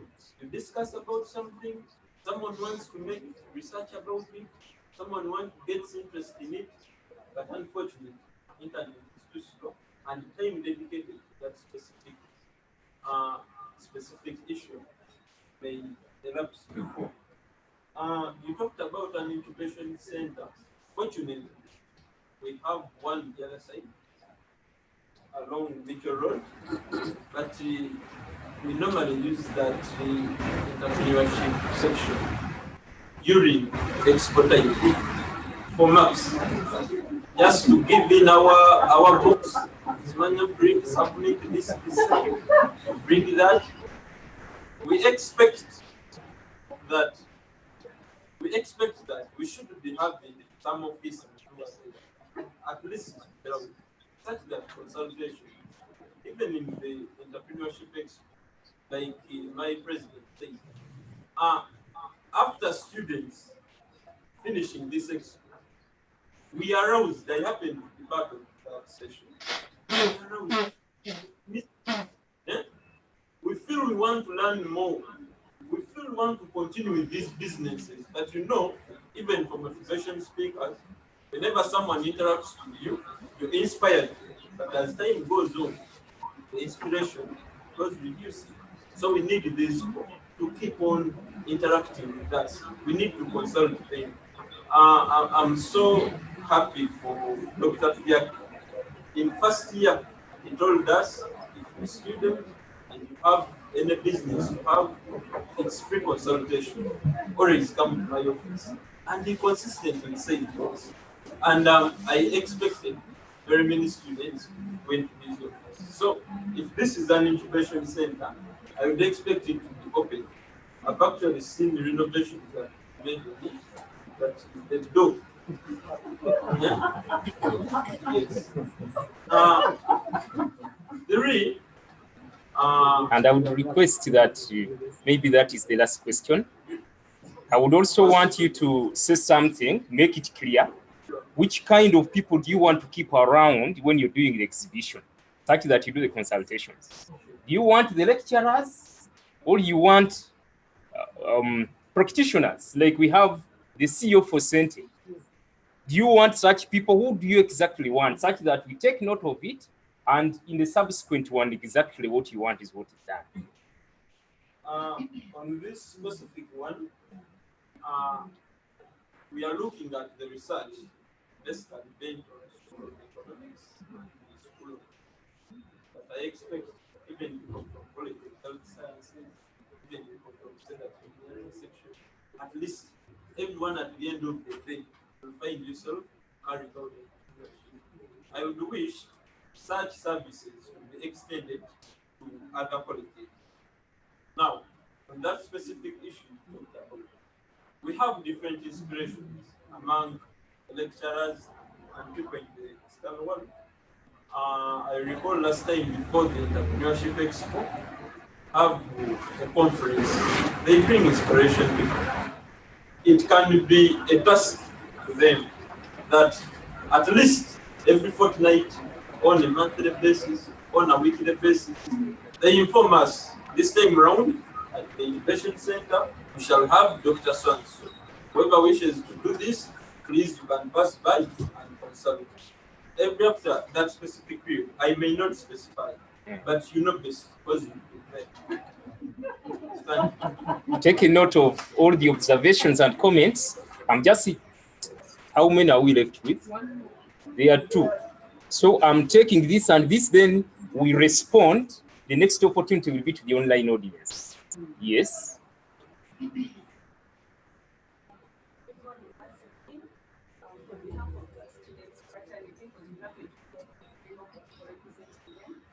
Thank you for the research undertaken at a very timely period. Only to it happen so that it can have less to the e-commerce world, not everyone. My concerns will start with the lecturers and the higher education people in charge of our courses. I think being a business school, trends change every day, now and then. And so they should revise our syllabuses to suit our current situation. Talk about the time frame of which they have taught in the e-commerce related issues. You've emphasized the aspect of all of us do entrepreneurship. This is done as a course unit in second year for all the people involved, BBA, BCom, and all the other people. Then we have the third year class, which usually does not go above 13 to 14 people because of the perception of entrepreneurship, which is never talked about. But I'm thinking at this set of second year, we all have, we are on a radar, we need to get to what? Third year. And so entrepreneurship is just seen as a course unit, whereby we look at this as coursework. I'm being honest, Dr. Cross, the first expo, I think happened to be part of both of them somehow, but in both expos, my analysis was the e-commerce bit of it is taken up as I need marks. You guys, do you have an email? No, Dr. Katumba, I said, you have get those ones. And people will run. I'm being honest because she's known for that department of online bit of it. And so I think we need more of the motivation for people not to do this as coursework. We talked about the incubation center. Its presence is there. My question is, are the people put in this incubation centers the right people for a college like business school or school of economics? Do they have the expertise to teach or to help, to guide, to motivate? Because you will not have keynote speakers at the incubation center daily. You will not invite Amos Wekesa, you will not invite the Pakasa people I see coming here to motivate us with the people who have errands to work on. So I think we should, both our college should think about employing more skilled or more informed, I don't know how to put it better, to guide us, because we cannot, you probably and also us, we shall not always have to be keynote speakers to be motivated, run businesses. So, and the other thing is it should be functional. Besides dropping coursework materials, dropping our reports and checking on our books, that's what I know. And maybe thinking to see if the lecturer marks the incubation center stays closed. That even right now, I've not seen it since we were open. So I think it should be more functional, not only that people go there to get knowledge, but also to get more practical. It's at MOOC that I learned to make briquettes. It's at MOOC that I've learned so many things they do during the expo, and it was the first time, the current 2018 expo, that I realized people are really talented and skilled. So if you make it more practical, because people come from different homes, most of your student fraternity lives in hostels whereby they will not be given chance to carry out all their business ideologies. But if someone says, after my morning lectures, I don't have class, I'll go to the center and do something beautiful. From there, you'll be able to motivate Mr. Sente, the Amos professors, to come and see the beauty and let the world know about what we are doing. Not saying those things end only at college, after life, we learn on the road. Could that be the last question? Sorry. Yes. Your focus was majorly on students, but I think we should combine two words. We need to have the student fraternity and the working class fraternity in such research. Reason, we do not have the experience. They have the experience. They have the best challenges that if they told you, you'd have more knowledge of how to curb the challenges we are likely to face in this e-commerce business, because being a third world country, our adoption levels are very low according to your percentages you've been reading. So I think we need not only junior, not only those people practicing. I would have loved to hear the people who are not practicing. What are their barriers? My dad is a marketeer by profession. I keep telling him, you do not have a smartphone. How do you cope with this world? Yeah, he's not into smartphone too much, but marketing has gotten to go online in our generation. It will push any further. So we would like to hear the views of the conservative group and the group that is trying to pick up. And then you looked at Wi-Fi. My concern is we should not have a minimum mindset to Wi-Fi, because if I leave campus, I don't stay in here. I have to make my business run, whether I'm a student or I'm working class. So we would work with the telecommunication companies, which are under UCC, to improve the network systems across the country, since it's both at university level and national level. They should also check on their network capacity via internet, because most of us don't do Wi-Fi, we actually do data alongside. So if MTN, Airtel, and the other bodies concerned are joined in this race, it's going to help us to make e-commerce very impactful, and the time frame in which we are told to for e-commerce. I've got a chance to be a third year finalist in entrepreneurship. A sad story is I come to know more of the detailed e-commerce, like they say they don't get chance. I got the chance in my last semester. And we were given coursework to work on a website by Dr. And she wanted a working website. Trust me, we had to go through the process of finding out what is a website, how does it work, how will it operate. And in this note, you have to go to places like MTN, people who run websites. The work was really tiresome. And we actually had to come and put some terms down with her. We were like, please, this has been given on our holiday run. We will have something more functional. The beneficial part of it was we got knowledge that these things are not only for students, the international people, the rich or the poor, but anybody who puts their heart to it can do it. Unlike the other time when you say Jumia, they will ask you, where does Jumia come from? Is it owned by a Ugandan? No. Self-border, yes, I think. I'm not really so certain who owns self-border, but we realize most of these bodies we're talking about are international bodies. So what time are we going to talk about a person owning state, which we don't even know exists, because we shall support the international bodies because they're outstanding. So I think also the time frame why I was really emphasizing the syllabus counts. It's because of that that I took on online businesses, because I keep asking her now, how do I transact to pay for adverts from testing? She knows. But if I guess I had more time to search across Finnish, I would be a better person and would get better exchange. So to the people coming after me, I would refer. They start some of these courses not only for finalists, but for a better group of people like second year and people more knowledge. Because we get out of people. Thank you so much. The challenges, the observations, the comments are all taken and in good faith. The ones that we need to respond to shall give a response. The ones that we need to go and check ourselves, definitely. That is the reason why this research was undertaken. Dig out these issues, find the solutions to them. Any research that does not result into solving of practical solutions is actually not worth it. So we welcome all this and thank you so much.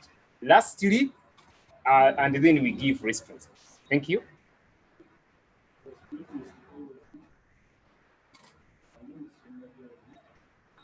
I think they have said it all out. Everything I wanted to say about the population sample was too brief. We first on students only. There are other many issues that are affecting the e-commerce and government policies and what. And my request would be, let's not make this research just for purposes of publication. But can we put it in line with policy recommendations? As an university, you know, the government uses many of the programs here to move the policies out. So I would pray to the research persons that they try to broaden it, yes, outside the policy recommendations. And there's an issue of the incubation center in Makeni. But it's very funny. I'm talking this because my boss, Dr. Miatila, is around and Dr. Prossi and Dr. Tate. The thing does not help students, apart from classroom marks.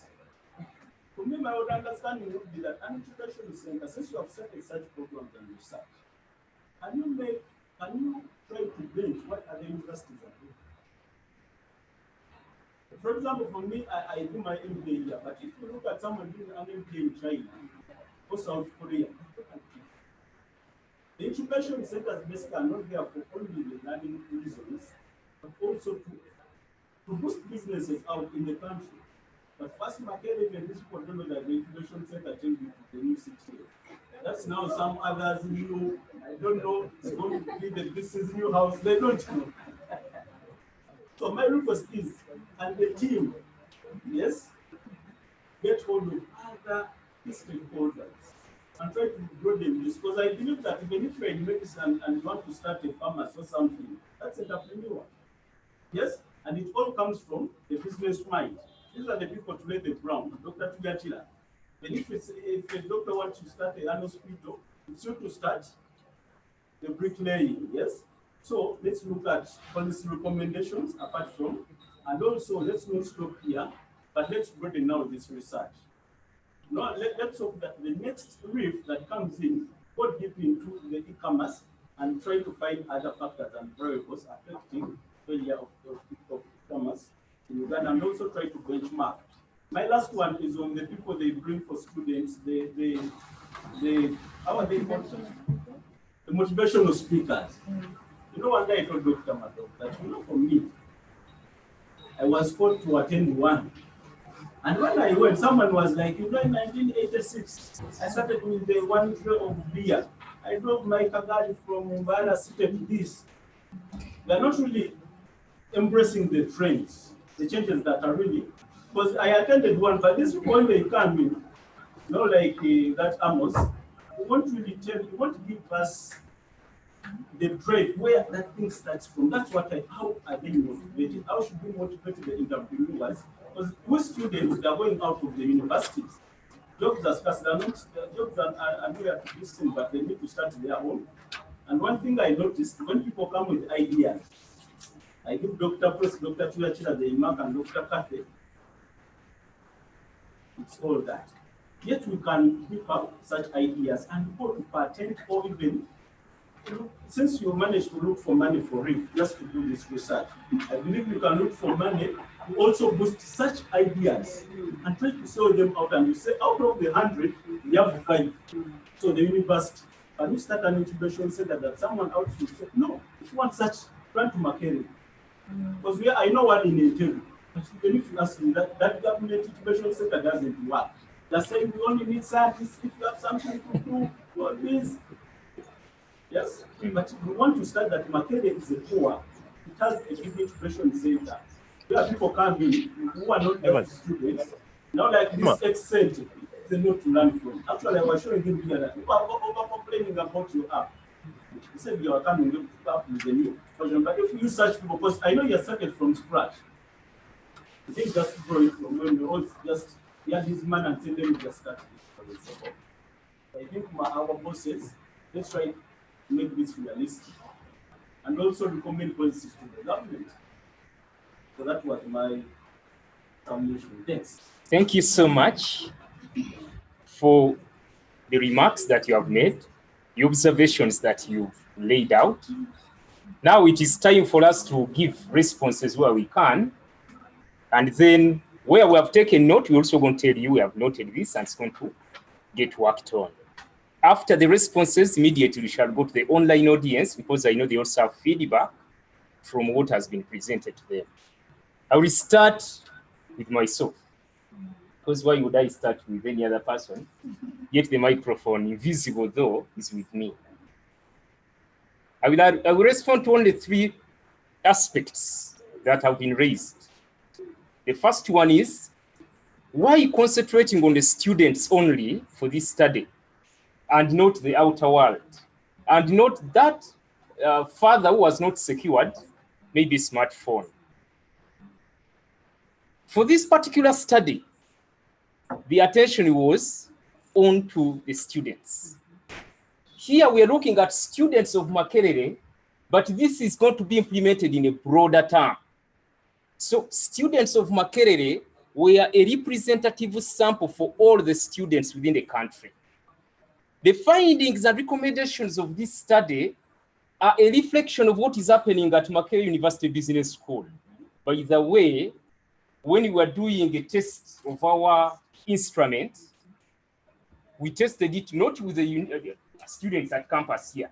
We tested it with another campus, which is Makerere University Business School. What is recommended here is going to be applied to a student who is in Chambogo, the student who is in a private university elsewhere.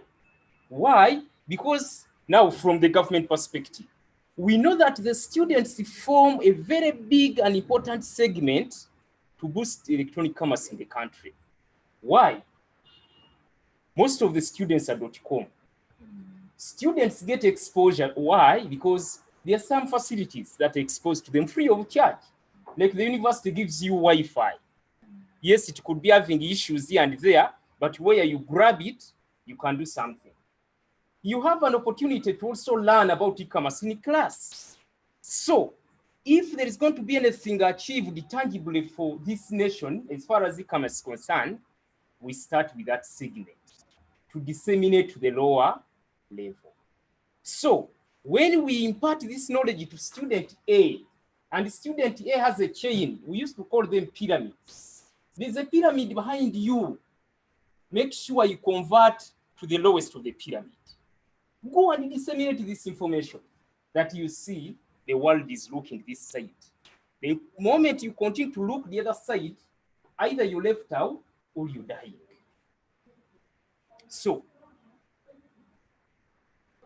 in research, when you use a sample, it speaks volumes for the entire population. And that entire population, of course, couldn't be targeted. I mean, it couldn't be accessed owing to resources and other constraints. So this volume, I mean, this sample is speaking volumes for the rest. And I'm telling you that the findings and recommendations will be generalized and applicable to the bigger population. Still on that same aspect, why not going to the SMEs, for instance, small and medium enterprises? Why not going to the large-scale enterprises? Why students? There's quite a lot that has been done in the other segments, the SMEs, and even the one you have described as ordinary Ugandans. I come from the National Information Technology Authority, Uganda, NITA, Uganda. NITA, in partnership with other government agencies, the Ministry of Trade, Industry and Cooperatives, Uganda Revenue Authority, the Ministry of ICT, the Ministry of Finance, we carried out an e-commerce readiness assessment in 2018. Now that was covering the whole nation, covering the whole country. For me, I get shocked or I get surprised that the findings that we registered in that study are not any different from the findings here. Meaning that the challenges that could obstruct, could be affecting us from realizing full access and usage of e-commerce look the same. So we are now going to embark on a very serious and strategic way of tackling these bottlenecks. It did not start yesterday, it has started now. That the academic institution like Makerere is closely work with now the practitioners center, for instance, practitioners also in other aspects, because in e-commerce we have facilitators of e-commerce, but we also have policymakers. Such that what any recommendation that has been put out is actualized, is operationalized. And that drives me to the second aspect I want to respond to, the incubation centers. Incubation hubs is actually becoming a song, not only at NITA or Ministry of ICT, but in all spheres of life, incubation hubs. It is an incubation hub simply because it is supposed to incubate. Incubation is like hatching, bring out. So bring out people who are going to do the e-commerce. Bring out people who are going to spread the gospel of e-commerce. Bring out people who are going to do the real entrepreneurship. Initially, our focus for incubation hubs was on ICT innovation hubs. We're looking at bringing out now people who are going to promote IT. But now we realize that IT is not a standalone. IT is standing in a spectrum or there are very many things that affect it, which are also leveraging IT, for instance, electronic commerce. So from this study, I'm going to stand very firmly to the people at NITA. I will also be very firm when I'm at the Ministry of ICT and I say, now this is proof that besides the incubation hub that is looking at promoting electronic payments, that is looking at promoting savings electronically, crowdfunding, and so on. You have heard of the financial technology companies, fintechs. You also need to touch this area, such that we do it. We handheld each other. We handhold each other. The academic institutions and then the policy makers, and we make something happen. In our discussions, I remember saying that now if the incubation hubs are dying out, or if they already did, then this is the time to exhume them. And when we exhume them, because they could already be stinking, we need to breathe life in them. And this is what we exactly want to do, such that we have them operational. Makerere has been known as, for us during our days, it was the Harvard of Africa, and I know it retains the same status.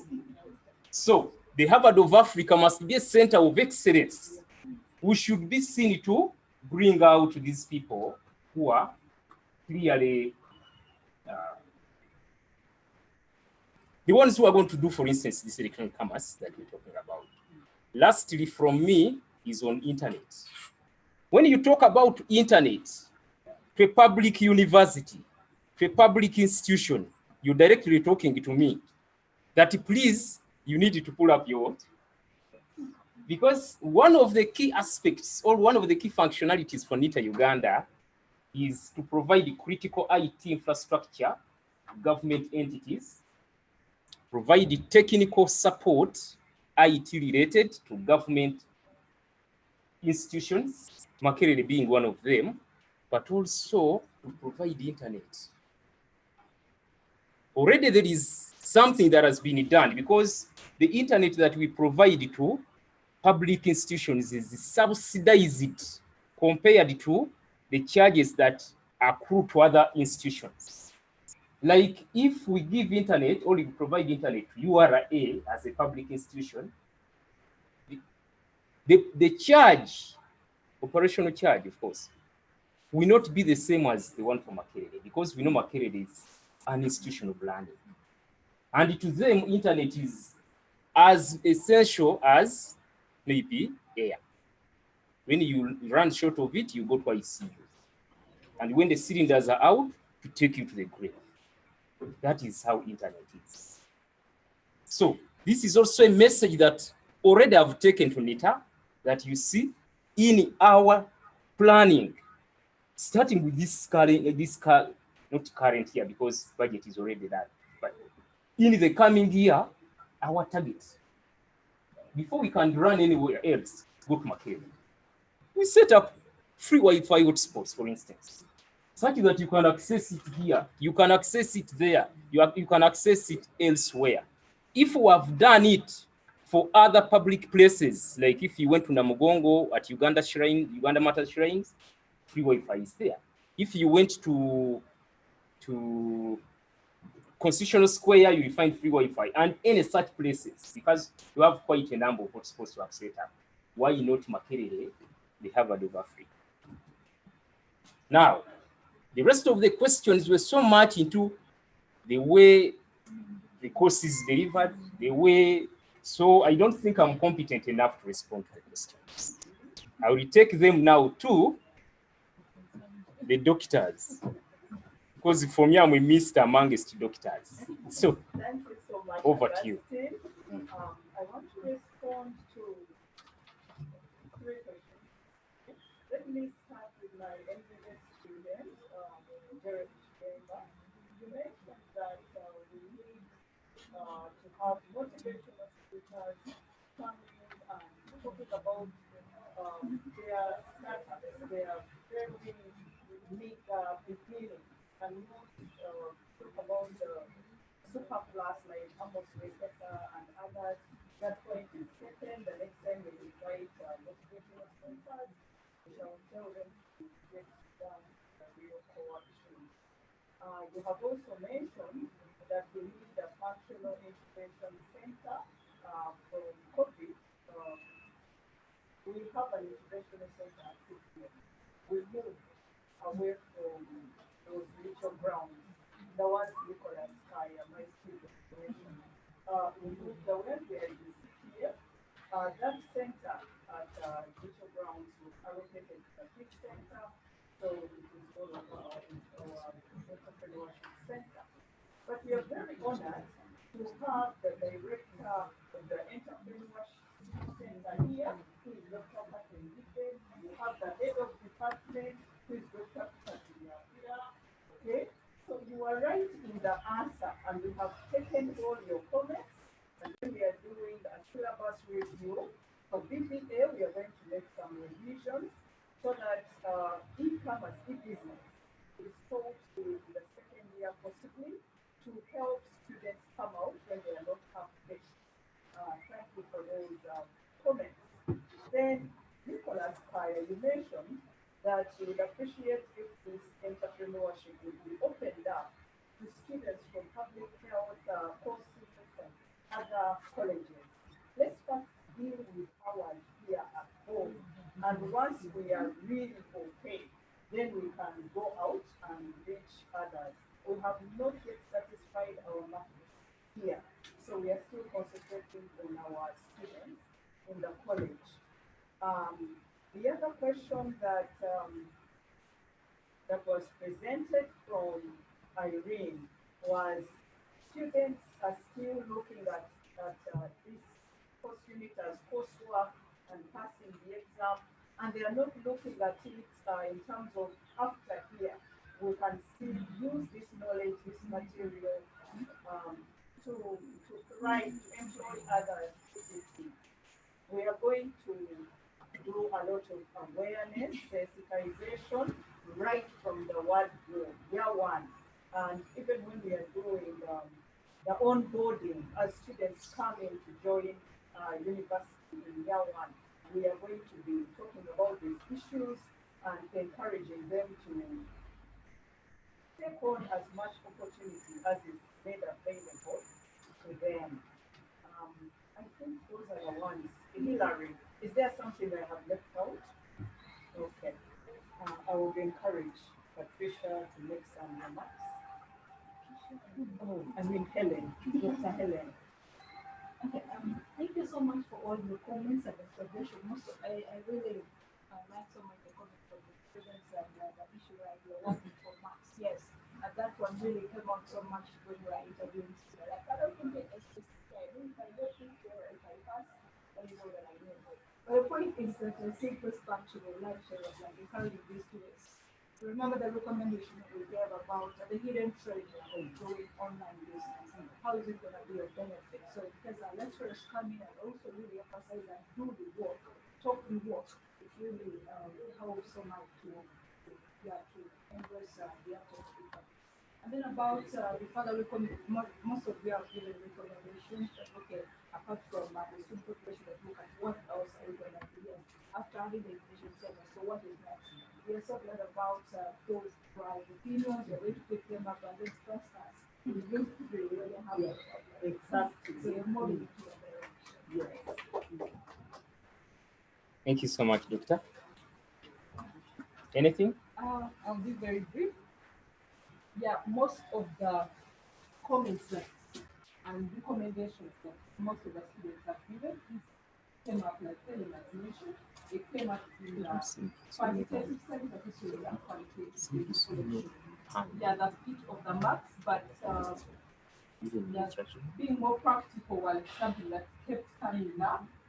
That this is a very theoretical course, but yeah, they are pushed into entrepreneurship, the expo, and then they literally have no idea how to. Some students had no computer skills whatsoever, and you know it was very surprising. These are second year students. We expect at the foundational level that at least someone has acquired some basic skills, and maybe again the students come from various regions of Uganda. Maybe some have not even been exposed to a computer in their HSC. So, so there was a lot of inadequate knowledge. And like Augustine has mentioned, there's knowledge is an issue for e-commerce. If I don't have knowledge, don't expect me to want to even go to a junior app. Yeah? Let alone start transacting online. I'll have to have that, even the awareness that these things are actually, you can trust online purchases, that I have enough skills to place this order and then things are delivered to my house or to my room. And yes, they also talked about motivation speakers, because myself and Helen are not from the school of business. So some of these things were just also learned a lot, but they kept mentioning motivational speakers, and we had no idea how often these people come to the university school of business to talk to the students, but they still, that one was echoed a lot. The internet being very slow, we also appreciate working at Macquarie University, in our offices, there are times we also start, and you can imagine what goes on in the computer lab. And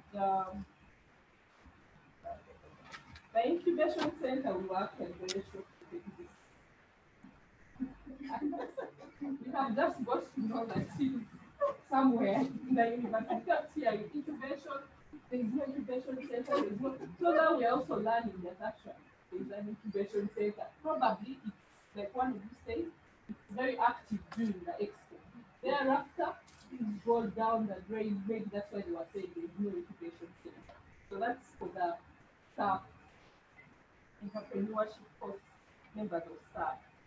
Yeah, I think those were my the points that stood out, that we greatly appreciate your input in this study, and we believe it's going to enrich what we have so far and help us make informed decisions as we finalize this report.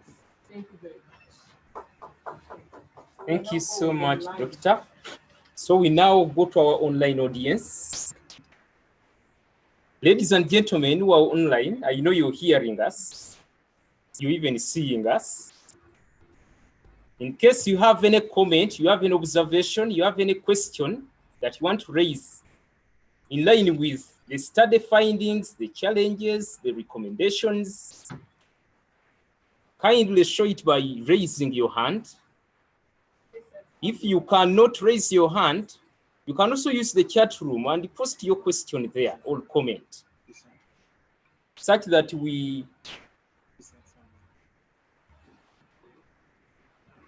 I can see Vicent's hand is up. Vicent, can you proceed to raise your comment or question? Right, thank you very much. I would want to thank the researchers for the good work done. Thank you. Just wait. I'm going to bring a copy of. Sorry, can you hear me? Yes, we can. Okay. I wanted someone to comment on the policies in Uganda and how they support e-commerce. Because we can't do anything beyond the research that is done if the policies in Uganda are not known to the people. And then the second point, I wanted someone to speak from the legal point of view when it comes to the use of e-commerce drivers and everything as being mentioned by the doctors. Thank you. Thank you so much. I can see Mr. Baker Birikujja joined in. Hello, Baker. Hello, Baker, can you hear us? Yes, Augustine, I can hear you. Okay, I will ask you humbly to respond to the questions that have actually the comments that have just been raised by Vincent. So when it comes to the right time, I'll ask you to. Mr. Baker Birikujja works with the National Information Technology Authority Uganda and is a lawyer by profession. This is his segment. That's why I'm identifying him specifically to respond to this question. Our online audience, do you have more comments? Can we show it by hand up?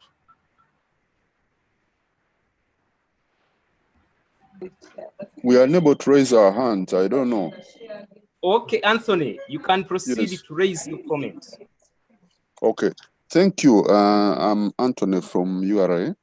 And I had some of the remarks in regard to taxation. And actually, the remark was that the researcher or the target audience would wish that OTT is abolished. Now, from the perspective of tax collection, we think that digital commerce has a big opportunity for us to be able to collect more revenues. Yes, OTT may not be the best way to collect those revenues, but we would be happy to hear other proposals in regard to how we can enhance tax collection as a revenue collecting body in your research reports that you're disseminating. Thank you. Thank you so much, Anthony. We have taken note of the question, of the comment, and we're going to give a response. Do you have any other person with a comment, our online audience? And if you're unable to raise up your hand, you can do the same like how Anthony has done it.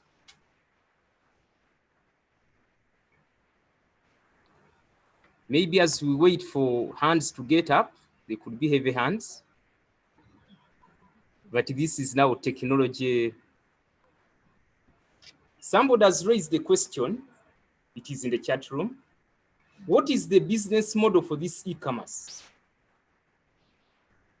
How is the problem of connectivity going to be solved? So this is a call who has raised it. She or he most probably. She goes ahead to also say, I guess this is similar to what Google is doing. What about the issue of delivery? How are you going to take care of it? Something like that. How are you going to take care of the delivery?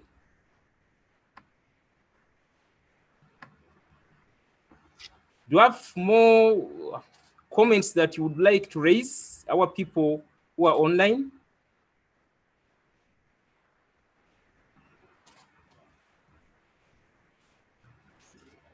I give you 1 minute to think about it. If not, we'll respond to the ones that have been raised and then see how to proceed. Okay. Okay, there seems to be no more questions or comments. We now respond to the ones that have just been raised. We start with the policy angle and specifically also the legal angle in regard to e-commerce. So Mr. Baker Bilikuja, could you respond to the comments? Thank you, Augustine. The question, the first one dealt with, if I got it correctly, sorry, due to the connectivity of where I am, about the awareness on the laws that are governing e-commerce in Uganda. Is that so? Yes. Thank you. Do we have any laws? Do you have any policies? Okay, thank you. Yes, we have laws specifically that govern e-commerce. Parliament in 2011 passed a set of laws called cyber laws. There are 3 laws. 1, the Electronic Transactions Act. This law creates an enabling environment for anyone who is buying, selling, or even communicating using electronic platforms of which e-commerce is hinged. It recognizes the different models of e-commerce, the business to business, business to customers, and even government to citizens or businesses. So this law provides for you as a consumer what you should look out for to be able to tell that you're dealing with an authentic company.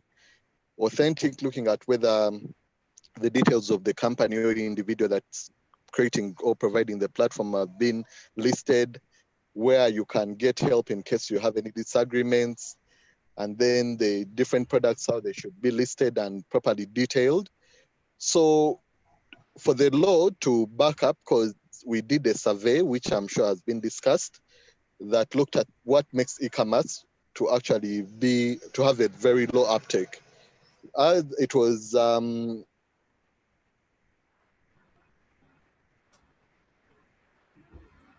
Yes, Baker, we seem to have lost you. done in between 2017-18 or 1.1%. And one of the reasons they included people not knowing whether they are dealing with an authentic person. So this law creates that enabling environment, but beyond just the e-commerce law, what is called the Electronic Transactions Act, there is another one called the Electronic Signatures. Signatures are about identity, knowing you're dealing with the right person or who they claim to be. So this law provides for elements of electronic signature. So a signature is beyond just having something, a signature that is scanned, but there are advanced signatures, and that law supports it in that regard, most especially in regard to payments and identification. Then the third law is about the Computer Misuse Act. This one basically deals with anyone who misuses these spaces. So those are briefly the laws. The last one is the Data Protection and Privacy Act. As you know, personal data that uniquely identifies an individual is an engine to e-commerce. So those are some of the laws that actually support. Regarding the awareness, we do awareness using various platforms, broadcast media, we go to radio, regional radio, religious radio, and the rest. Then we also write articles in the media. So the awareness is there. The survey found it at about 18% for individuals, but up to 84% in government, but increasingly since the last time the survey was done, I believe this time it will be at a much higher level since the efforts have been increased. Is there any room for arbitration regarding e-commerce disputes? Thank you. That is a very good question. Yes, that room is there. We have a consumer protection portal that we're going to be launching soon. So this portal will be availing anyone the capability to report online any company that you believe has not delivered as promised, or you've gotten disagreements even with the platform providers. So you'll be logging a ticket that will be received, and you're given a number that you can track. We get back to you, you upload all the documentation. From that portal, we'll be working with the various government agencies, Uganda Police, who are in charge of investigating cybercrime, then the Directorate of Public Prosecutions to ensure that it goes up to court in case we have sufficient evidence. So this is to ensure that the companies are held up to the standards for which they say they are complying to, but even increasing levels of consumer protection to bolster e-commerce. Thank you so much, Baker. Just like I mentioned, he works with the National Information Technology Authority, and he's a champion of e-commerce, and he has passion for it. There is one question that was raised by Anthony about taxation of e-commerce and how this study is going to inform this particular area. I know this has been an issue, and it's still an issue.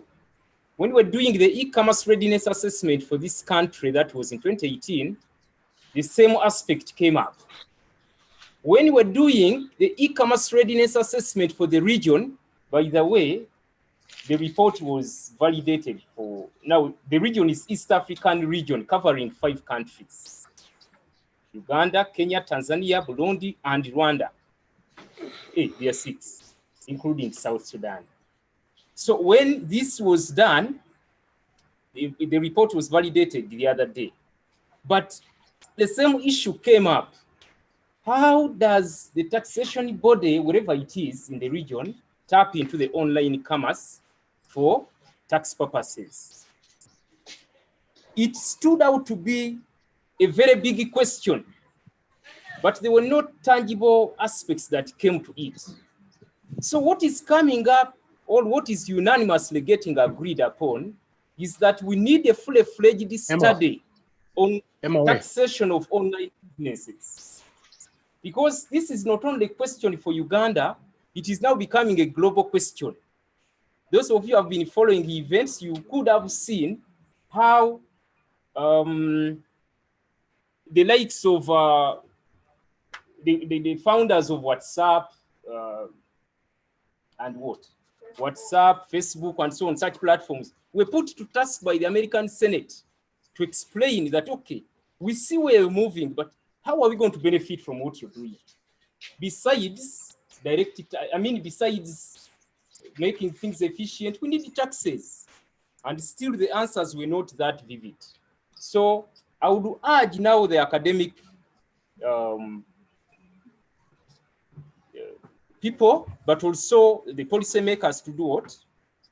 To galvanize effort, and then we see how we can do a study on how to tax electronic businesses. There are some other two questions. One was on connectivity. I think that we answered. How are we going to address delivery? Now, delivery, there is also a deliberate effort by government through its agencies, for instance, Ministry of ICT and National Guidance, but specifically through Posta Uganda and KCCA. KCCA is Kampala Capital City Authority, to do what we call mapping of city, such that they are going to attach specific codes to particular locations, such that delivery, when you buy online, it becomes a given that somebody can access your home and then you get your items. But also there's going to be close working with the courier companies. For instance, DHL, Posta Uganda, mention them, including FedEx, such that they become so much, they become more practical, they become more seen on ground to support deliveries for e-commerce. With that, I don't see any other question. Is there any other? No. I hand over the microphone, invisible, like I said, back to the MC. Thank you so much. A big round of applause to Augustus from Victor, Uganda. I think he has done this part wonderful, and therefore, at this moment, ladies and gentlemen, we are running behind schedule. We should be out of this place by midday, and it is past midday. May I request now that I hand over to the team for, according to the program, we are supposed to be going for administrative issues. Now, what does this mean? It means that there are administrative issues that maybe photographs or what have you. But I take this opportunity to thank my online audience and to wish you a Merry Christmas and Happy New Year, because the dissemination workshop is ending here now. Please have a good afternoon and bye-bye.